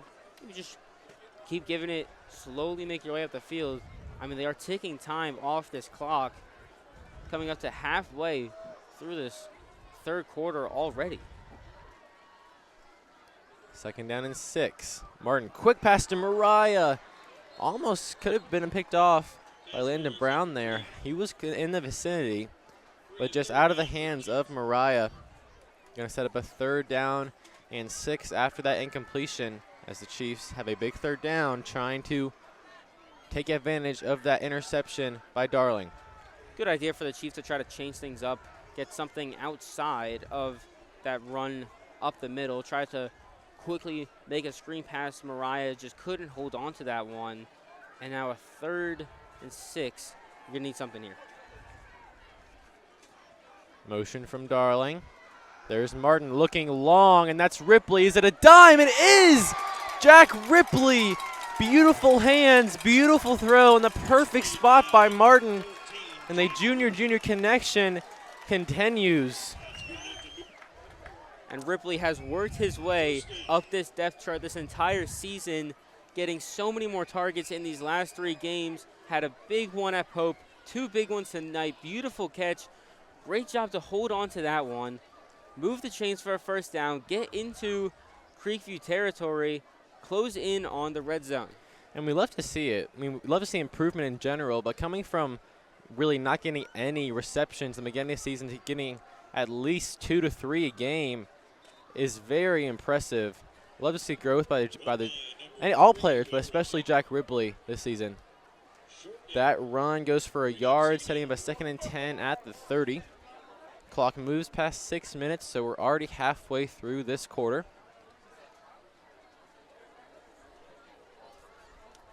I mean, and also thing to note with Ripley, I mean, how good just this depth at wide receiver has. I mean, he's not even number 2 on the depth chart as he gets with the snap percentages, but he's still such a good wide receiver, makes his plays when he's giving them. There's a handoff to Mariah. He is using his speed, gets tripped up, and finally tackled. Got some physicality over there in the secondary, but nonetheless a gain of 5. It's going to set up a 3rd down and 5. This will be the 3rd time on this drive, the Chiefs have had a 3rd and 5+. They've been able to manage it so far. Last few times they've kind of just tried to run it, get it up the middle. Maybe we'll see something else on this one. So it's Darling and Presblick on the close side. Presblick has a height advantage out there. It's a double handoff, I believe, and Mariah gets upended, but not before getting the first down. Great run by the senior there. Started to go down just about a yard short of the yard to get, but great job to stay up, get past that marker. First down inside the red zone now. Gives you a chance to go up 3 scores, which will be huge in this one after that interception by Brooks Darling. First down and 10 as the Chiefs enter the red zone. Handoff. This one's to Ogundele. He's looking for some room. He is physical out there. Is working his way upfield, pushing. Finally taken down, but not after picking up, I believe, 6 yards. Great run by the senior. We know he is physical and very fast on all the blitz schemes that Buddy draws up for him, but we love to see how included and how involved he can get on this offense. Yeah, and in the very few plays that Ogundele does rush the ball, he has been great this season, one of the better red zone backs for the Chiefs, as he's had a great season so far. So Sequoyah maintains possession. I believe there is a timeout or a salvage of play on the field. It's a quick one. They're bringing it back on the field. But one thing I want to touch on is Sequoyah all season long has been really good, especially in the lead, with their time management. They know how to run a clock off is one thing that Teeter always knows how to do. And they have drained this clock down to under 4 minutes left in this third quarter. And it's only the 2nd drive of the quarter, too. Yeah. There is Rajecki. He almost finds a crease, finds one anyways, but only for a gain of 3. I mean, it really helps that they keep getting these 3rd down and shorts that are really easily convertible, that you just keep taking time off the clock. 3:24 now, and a few more of these runs, and the Chiefs could run it out before even scoring a touchdown on this drive. So 3rd down and 2. That's Rajecki and Mariah stacked up in the backfield. The box is stacked. A handoff to Rajecki up the middle. No, that was Ian Mariah. But I don't know if he got it. I believe it's a 4th down. 4th down and 1. Now you are in McClure field goal range. But They're marking him 4th down and 2. But still 4th and short, and they'll send McClure out, and they'll take the points as they're already up 14. Yeah, I would say pretty smart decision. 4th and 1 is something, 4th and inches, but 4th and 2, especially with how good Creekview's run defense has been, a field goal is pretty wise right here. Yeah, especially after that Darling interception. That's how you got here in the first place. Yeah. You didn't necessarily need a touchdown. Great job by McClure as that one is through the upright. So 24-7. Sequoyah takes their time leisurely down the field, leisurely but very professionally. And they have a 17-point lead now against their rival. Oh, look. And we have a stoppage of play. I think McClure might have missed that one. Oh. Oh my gosh. He missed it. I thought it went directly through. I completely missaw that. Wow. I saw the same thing as well. Man, so we had a completely bad angle as that one must have missed. I mean, yeah, our angle right here is not the not the greatest for watching field goals go through, especially looking into that very dark trees over there. Yes. So pardon us. The field goal was no good.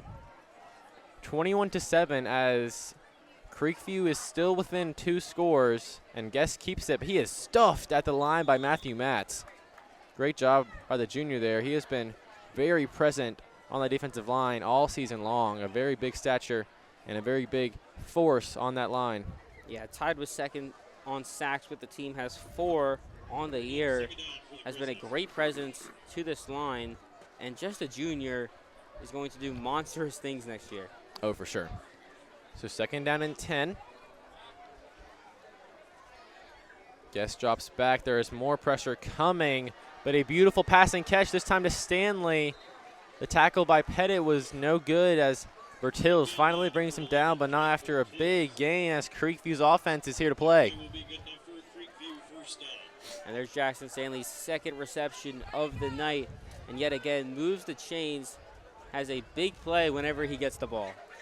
And so what looked like it was going to turn into a 3-score ball game and a good wasting clock 3rd quarter, Creekview's offense is humming as a 7-yard gain with 1:20 left in the 3rd quarter. We saw this on their first drive of the quarter, but then it all went bad after they tried the flea flicker, couldn't get it. Darling intercepted, and we know how quickly things can change for this offense. We saw it towards the end of the 2nd quarter as well. Takes the handoff. There's Guest on the outside. And a gain for a 1st down. That's 4 yards to the 50, and that's going to move the change. So Geist just keeps running this ball. Has done a great job tonight on the ground. If he can't find his receivers, he's done a great job getting around and being able to move these chains.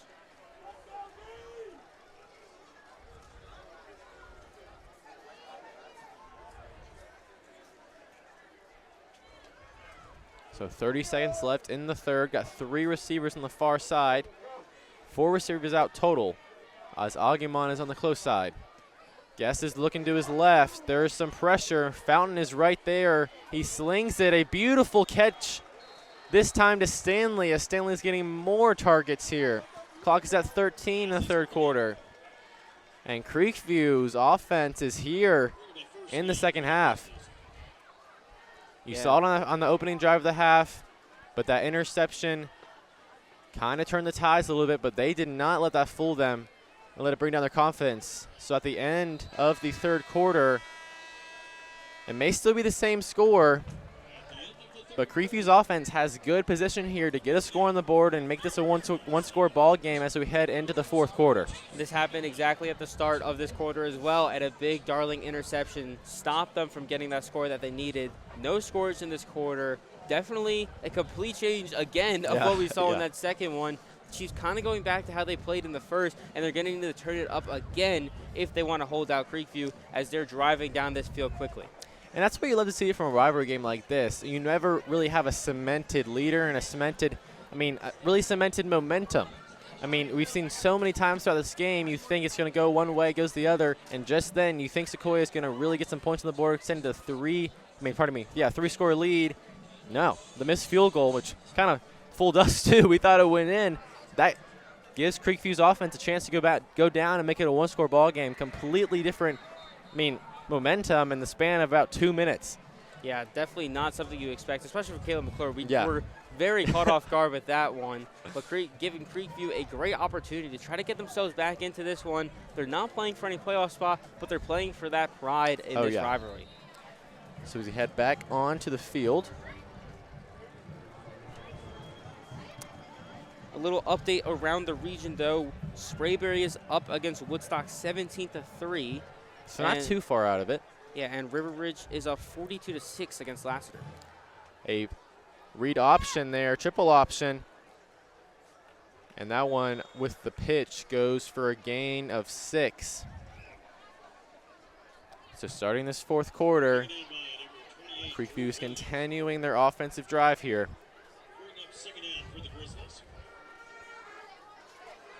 Yeah, Sequoyah's, sorry, go ahead. You got that. Sequoyah's been applying a lot of pressure on the defensive line. They're going to need some more here. And I would be really looking out for a guest. A little guest shimmy, a little guest run. We know how shifty he is. He almost took it there, but instead hands off to Munn, who is using his own moves on the sideline. And what a run that was for Munn. Jukes the first tackle, throws the stiff arm down, gets the first down. And there again, there's that momentum for the Grizzlies. Marching down the field, trying to get into that red zone. The last time they were here, they threw a pick on what was trying to be a big bang play that turned bad for the Grizzlies. Hopefully they don't do that one again.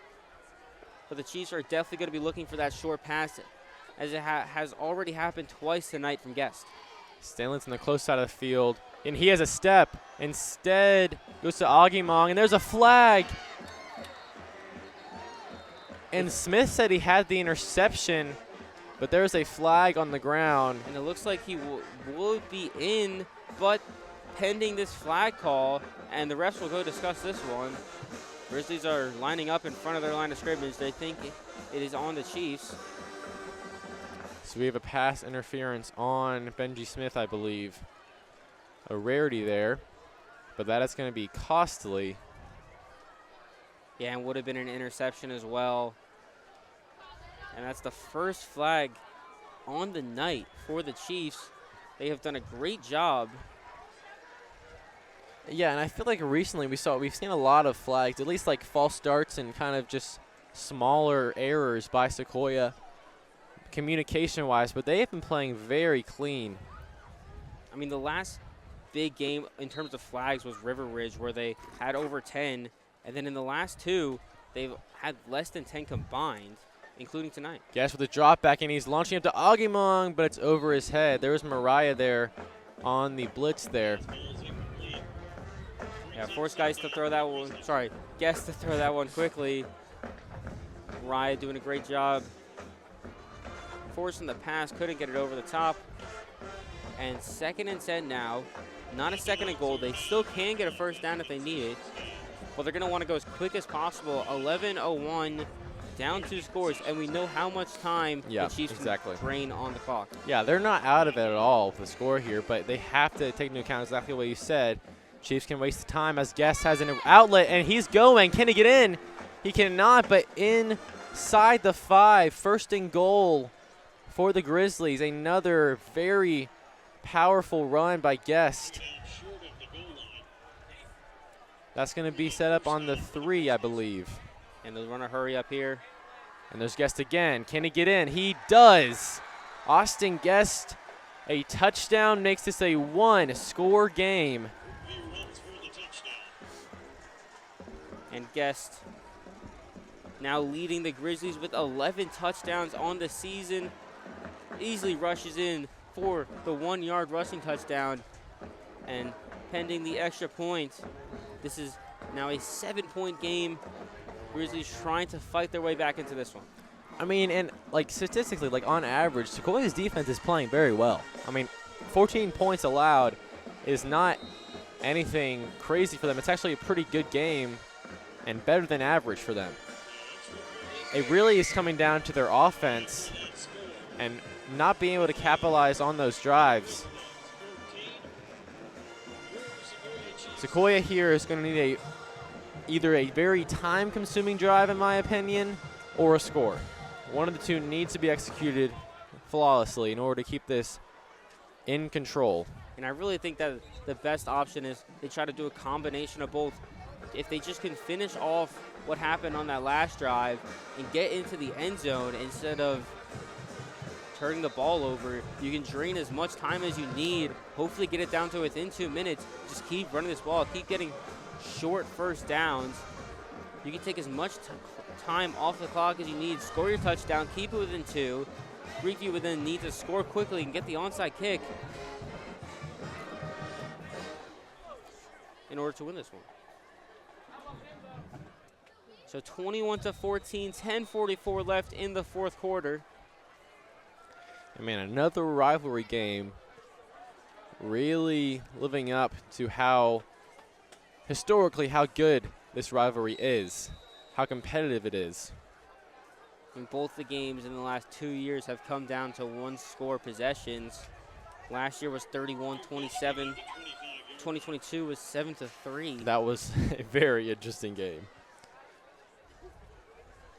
And we might be in for another one of those tonight. So first down and 10. Martin and the offense on the field on what may be the most important drive of the game for them thus far. They really need points here because Creekview's offense has come out of the locker room with a lot of rhythm as Rajecki has a handoff, but he gets nowhere. In fact, loses a yard. Sets up a 2nd and 11. Not the ideal starting play. Yeah, points and time is what they're going to want to do. That does not help their case a lot, but you can see Rajecki and Mariah both line up in the backfield together. They might try to do the same thing again, just try to throw Creekview off of who they're going to give it to. Both backs equally as capable of rushing for a first down or even longer. We saw Mariah do it already tonight, having that very long 60-plus yard run already. 2nd down and 11. It's 3 receivers on the close side. Darling amongst them. Darling almost catches it, but off his fingertips. Was there for Waylon potentially to take it away. The senior was unable to do so, so sets up a 3rd and 11 nonetheless. Sequoyah needs a positive play here. And that's the second time that exact same play has happened. Just a bit too hard of a pass. Receiver couldn't get his hands up in time to catch it. Flies right through him, incompletion, 3rd and 11. You didn't take much time off the clock, still at 9:55, and this is Creekview's dream right now. Yeah, if Creekview forces a 3 and out right here, that is the ideal situation for the Grizzlies and Coach Williams. Martin drops back, looking long. Instead, Rajecki in the flats. Can he get away? He's looking for space, but no, there is plenty of Grizzlies there, and the Creekview is going to get the ball back. Man, you needed one thing from your defense, and the Grizzlies did exactly that. Yeah, they just went for the screen pass. Didn't work out the way they wanted. You saw Martin looking for his deep reads.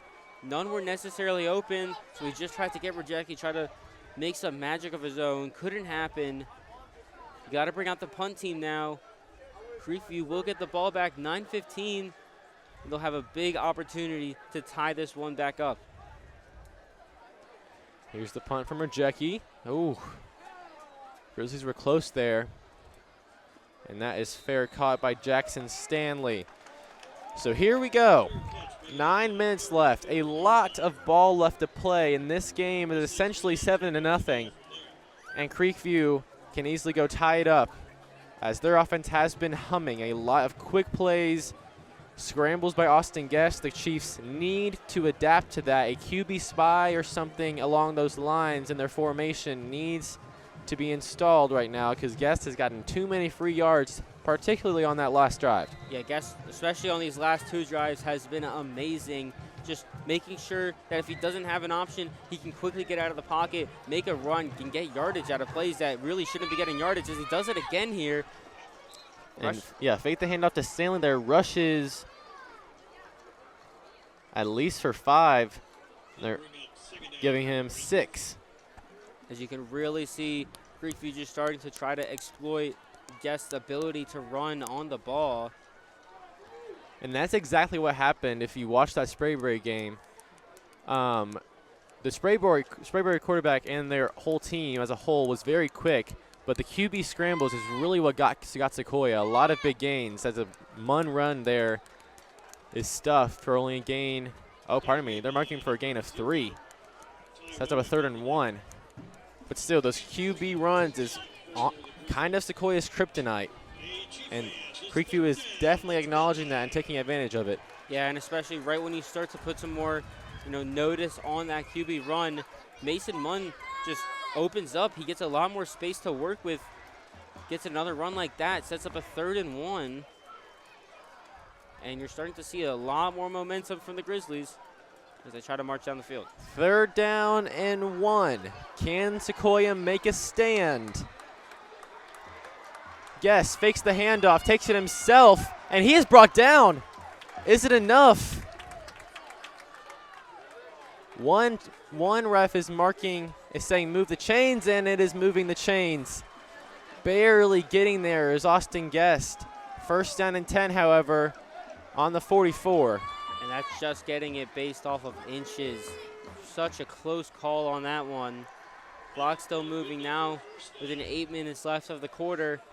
And the Grizzlies get a very good 1st down for them, and now an opportunity to cross into Chief territory. Guest in the shotgun. Fakes handoff again. Mariah is right there, but Penrod is wide open in the flats. A big passing gain. And man, Sequoyah cannot catch a break right now.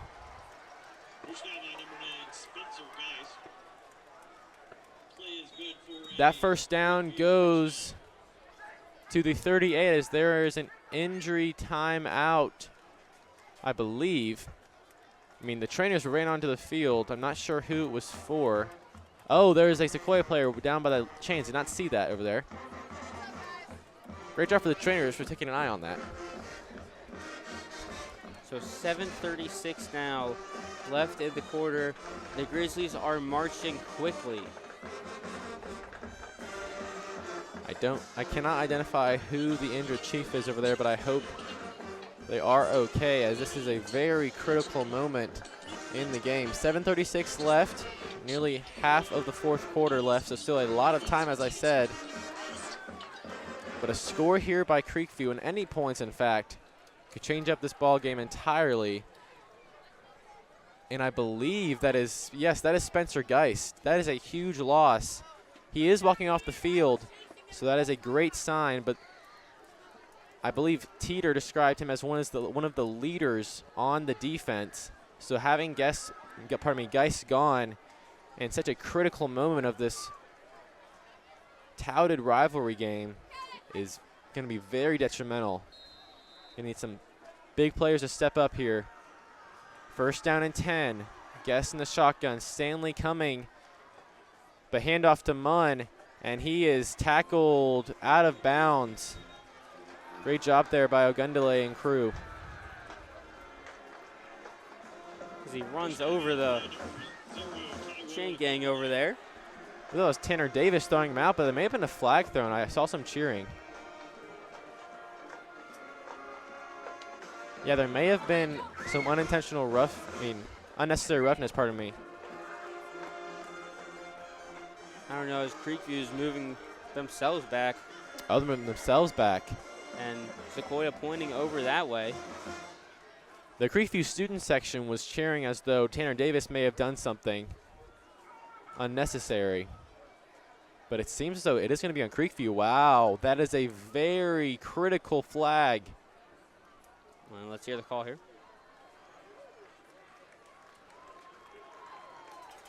Personal foul against Creekview. And it's a personal foul on Creekview. That's their 2nd of the night. So 15-yard penalty from the spot. And that is a huge penalty. Yeah, second and very long now for the Grizzlies. Kills that drive they had going on. And they're going to need like about 20 yards. Yeah, at least 20. I think it's second and 23, if I counted correctly. Guess backing up in the shotgun. Mariah is there for pressure, but he has a wide open right side of the field.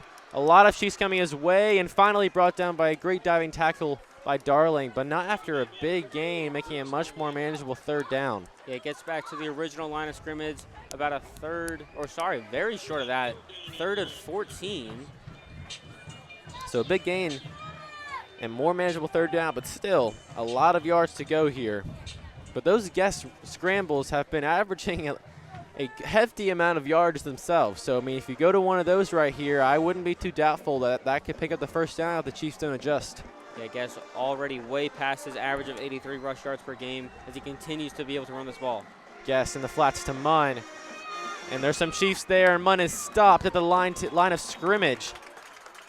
The Chiefs needed a stop, and they got exactly that. And are the Grizzlies going to go for it here? Thinking about it, they may go for it. I wouldn't see why not. 6:21. You're down a score. The punt team, I believe, is coming on. Maybe a fourth and under 10 in this situation is understandable. More manageable, but with weapons such as Jackson Stanley, you think that you might as well try to take this risk. I would not have been mad if Creekview decided that this was their opportunity to go for it. And watch out for a fake punt here. You never know. Fourth down and a 15. Darling is back to receive.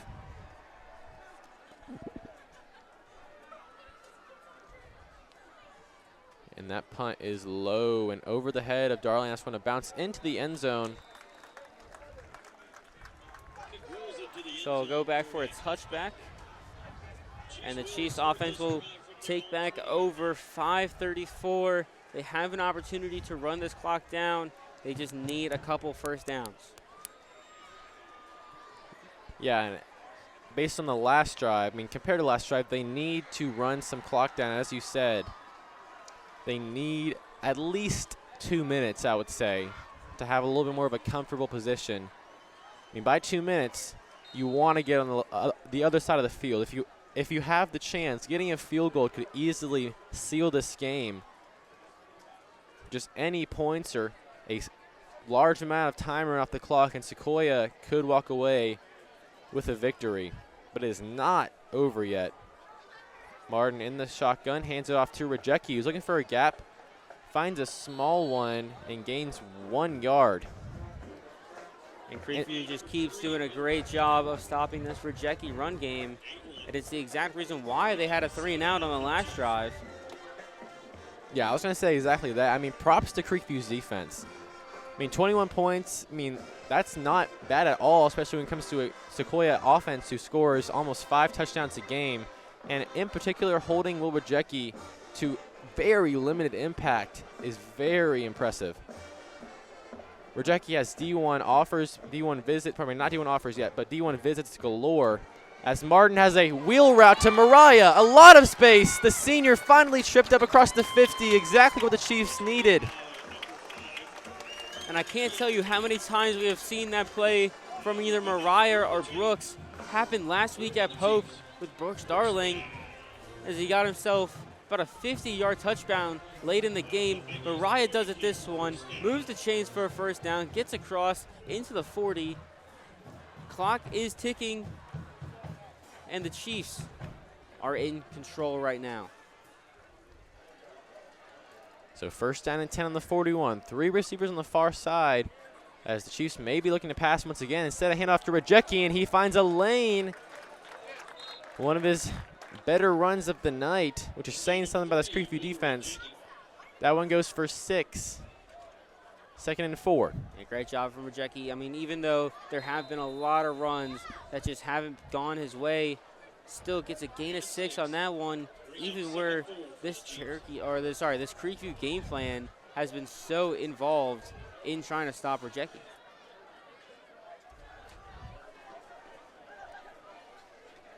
.404. as they are running this clock out perfectly. Play clock is down to 10 now, as Martin is taking his time.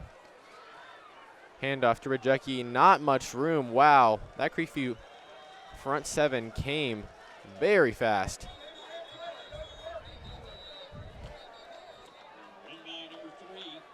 So it's going to set up about a 3rd and 6 as they call a timeout before that one there.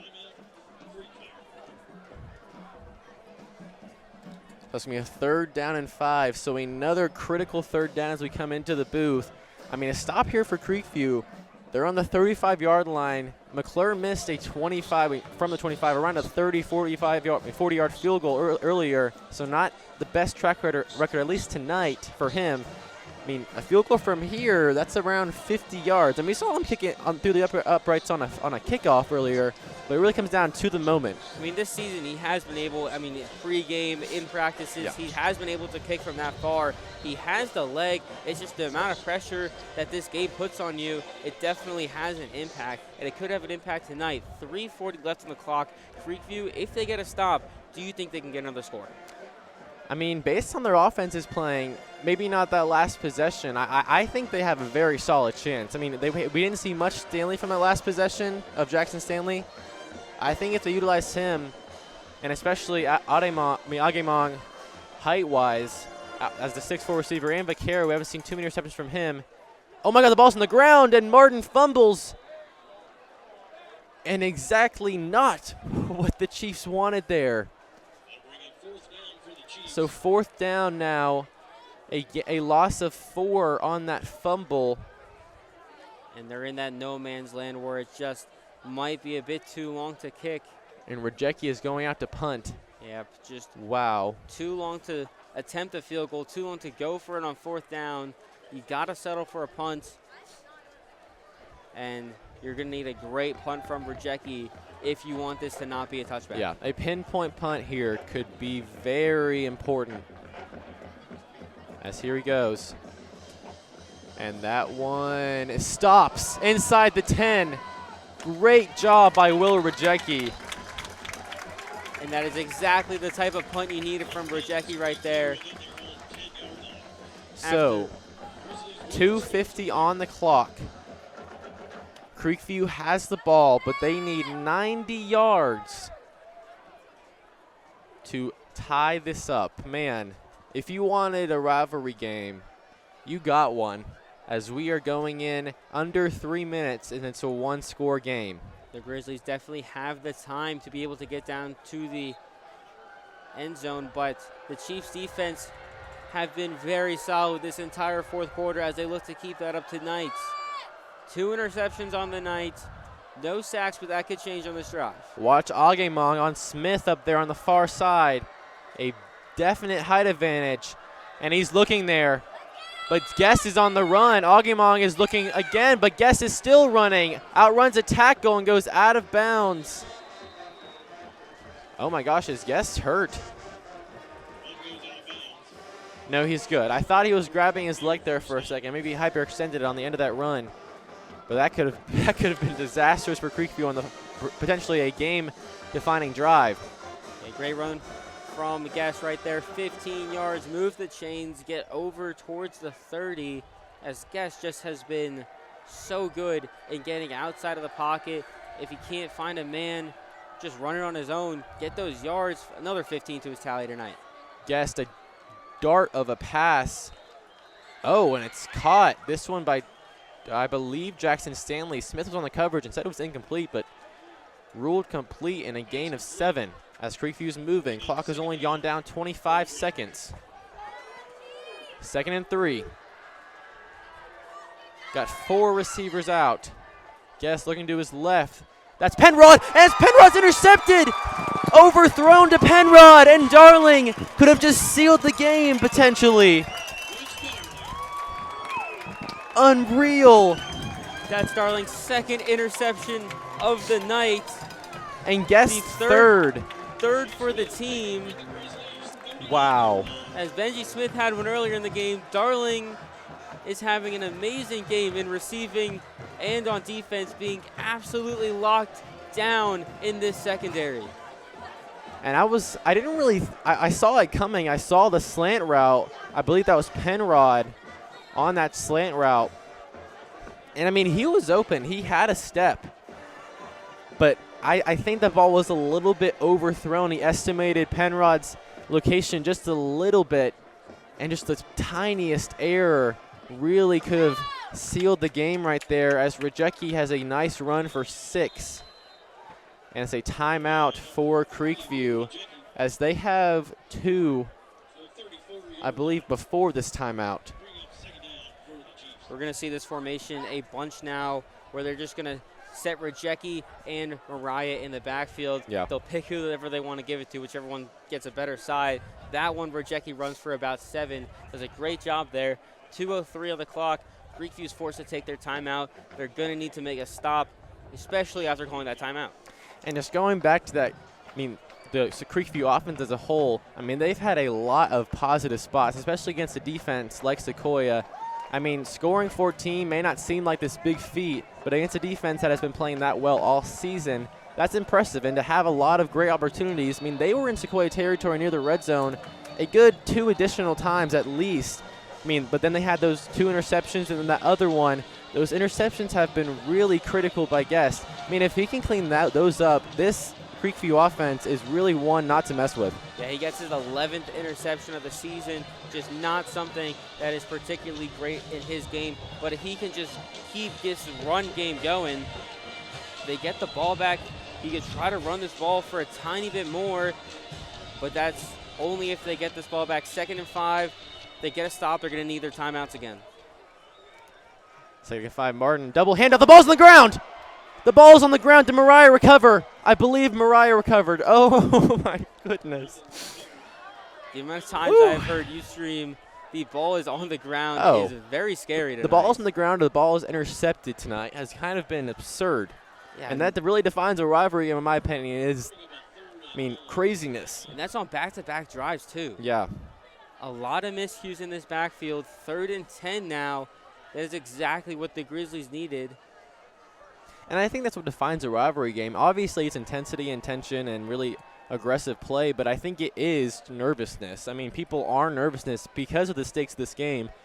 I mean, I feel like playoffs are one thing, and like getting into playoffs is a whole nother feeling, but in a rivalry game, it kind of feels like you have a lot of your community really relying on you. So in a game like this, a lot of those nerves can really get to you, as there is a timeout here. 3rd and 10 now after that fumble.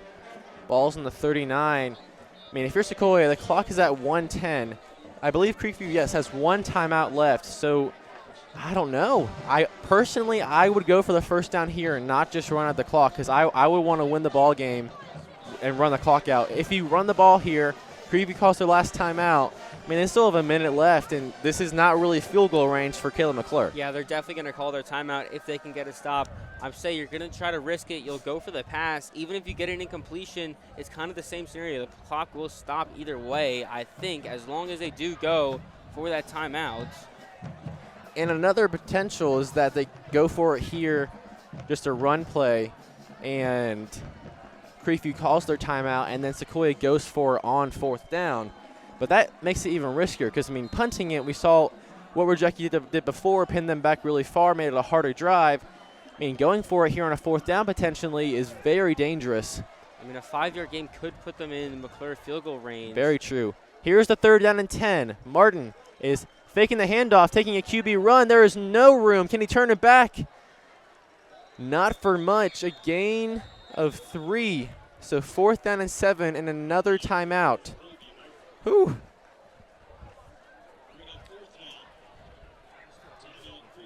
So 1:03 left in this one. So what is Teeter going to do? I mean, you made it a more manageable 4th down. Definitely. There's still 1:03 on the clock. If you do point, you're going to need another great punt from Rajecki. Yes. If you make it into the end zone, you give them a touchback, you give them the ball at the 25. And also, if they do even punt it, I mean, we've seen a lot of times, not just for on both sides of the ball, we've seen Sequoyah almost getting Creekview punts, but in particular, we have seen Creekview getting to Wilbur-Jecki very quickly on those punts. So they're going to have to get that one off very fast. And that could be maybe why they wouldn't go for a punt in this situation and maybe may go for fourth if they do not punt.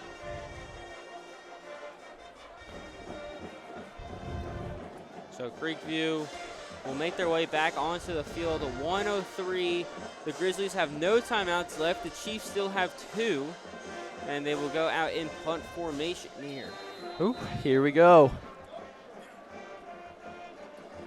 So the Chiefs are looking to get this punt off and optimally get it in good location. And did they do just that? Oh, just a touchback. All right, so that sets it up. 25-yard line. They need 75 yards, and they have 57 seconds to tie this game back up. Yeah, so close to just staying within, and makes its first bounce on the 1-yard line, but doesn't stay in, doesn't get the lucky bounce. Now at the 20, 1st and 10 for Creekview. They have 57 seconds to do something. And Sequoyah is going to call their timeout.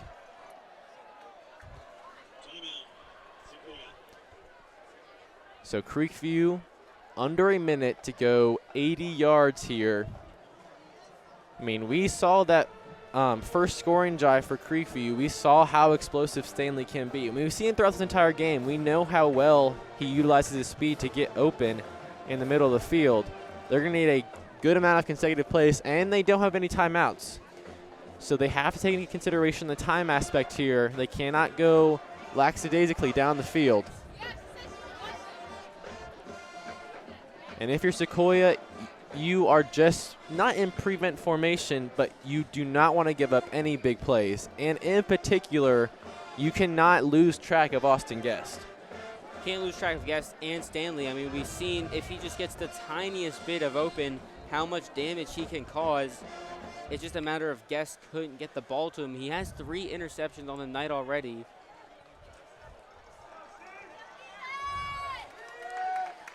We could see some trick plays here if Creekview is feeling like it could be useful. You never know. We saw one earlier in the game that also led to an interception as well. The Battle of East Cherokee here has come down to the final minute.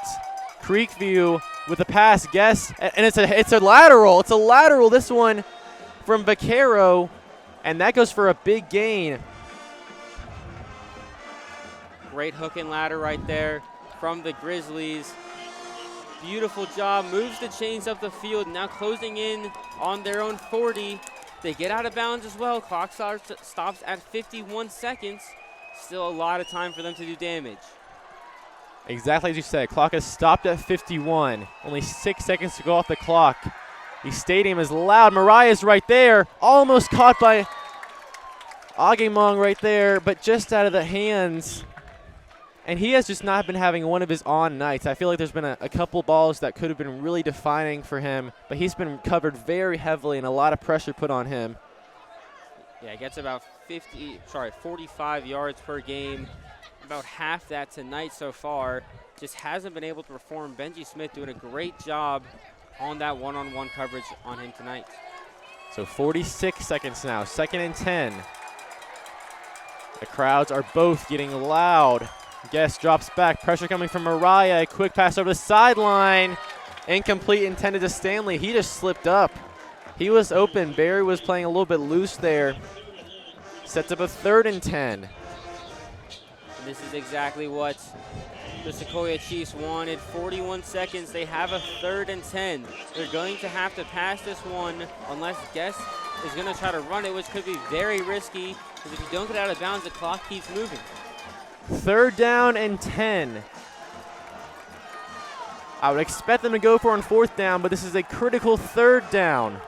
Guest in the shotgun, looking long. He's moving. They lost track of him, and he's going to get near the 1st down, and it's going to come down to a 4th down. Everyone's hearts can rest for a second. Yeah, 4th and 4 here, 35 seconds. I think the time kind of goes out of the equation in this one. Oh, yeah, for sure. You need your first down. You want to try to get out of bounds, I would say, but you prioritize a first down here to stay alive, obviously. I mean, even if you just kind of quickly run it up the middle, you do get your first. Quickly get to the line of scrimmage, take your QB spike. You got 35 seconds. You got a little bit of time to do something. And the crowd is on their feet on the Sequoyah side. This could potentially end the game. Guest with the in the shotgun, and Mariah's there, and he stops him. Ian Mariah, the sack and the win for Sequoyah as they win their 3rd straight in the Battle of East Cherokee. What a way to end it. And everything the defensive line has done tonight to build up to this moment. First sack of the night. Who else but Ian Mariah getting his 7th of the year. And what a better time. Putting this game to bed as the Chiefs will look on to win this one. I was thinking the game isn't over. We've seen a few fumbled snaps. I don't want to jinx it, but they do need to make this snap. I'm not going in Creekview's favor. As the senior Hunter Scoggins. No, Martin is under center still. Oh, sorry. Yes, you're right. Martin has the snap, and it is secured. It is secured, and the Chiefs are going to reign supreme in the Battle of East Cherokee as they win their 3rd straight in the series. A defining shift overall in the Battle of East Cherokee.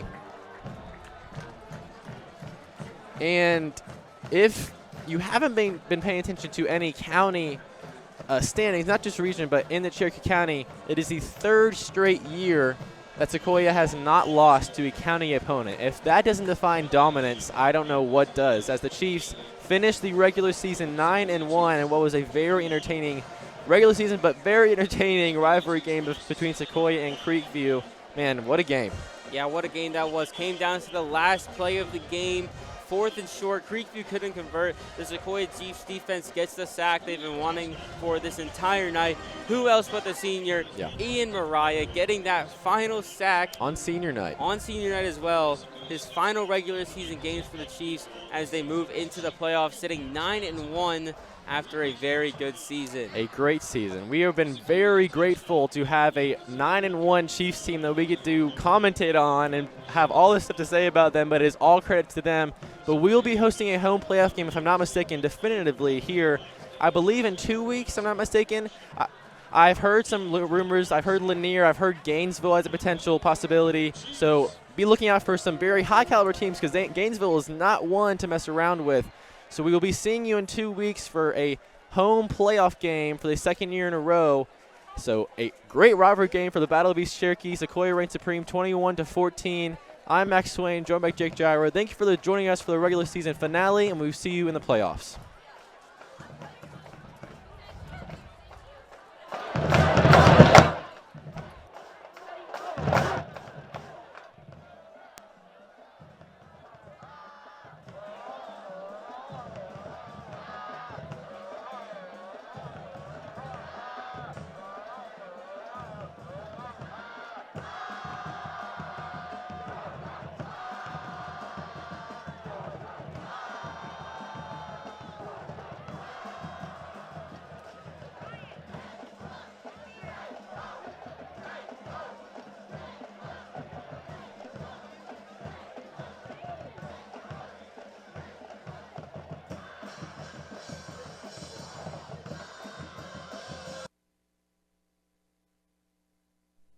This copyrighted broadcast by Chiefs Television may not be reproduced, repurposed, rebroadcasted, or otherwise reused or redistributed in any form without expressed written consent of Chiefs Television. Thank you for watching.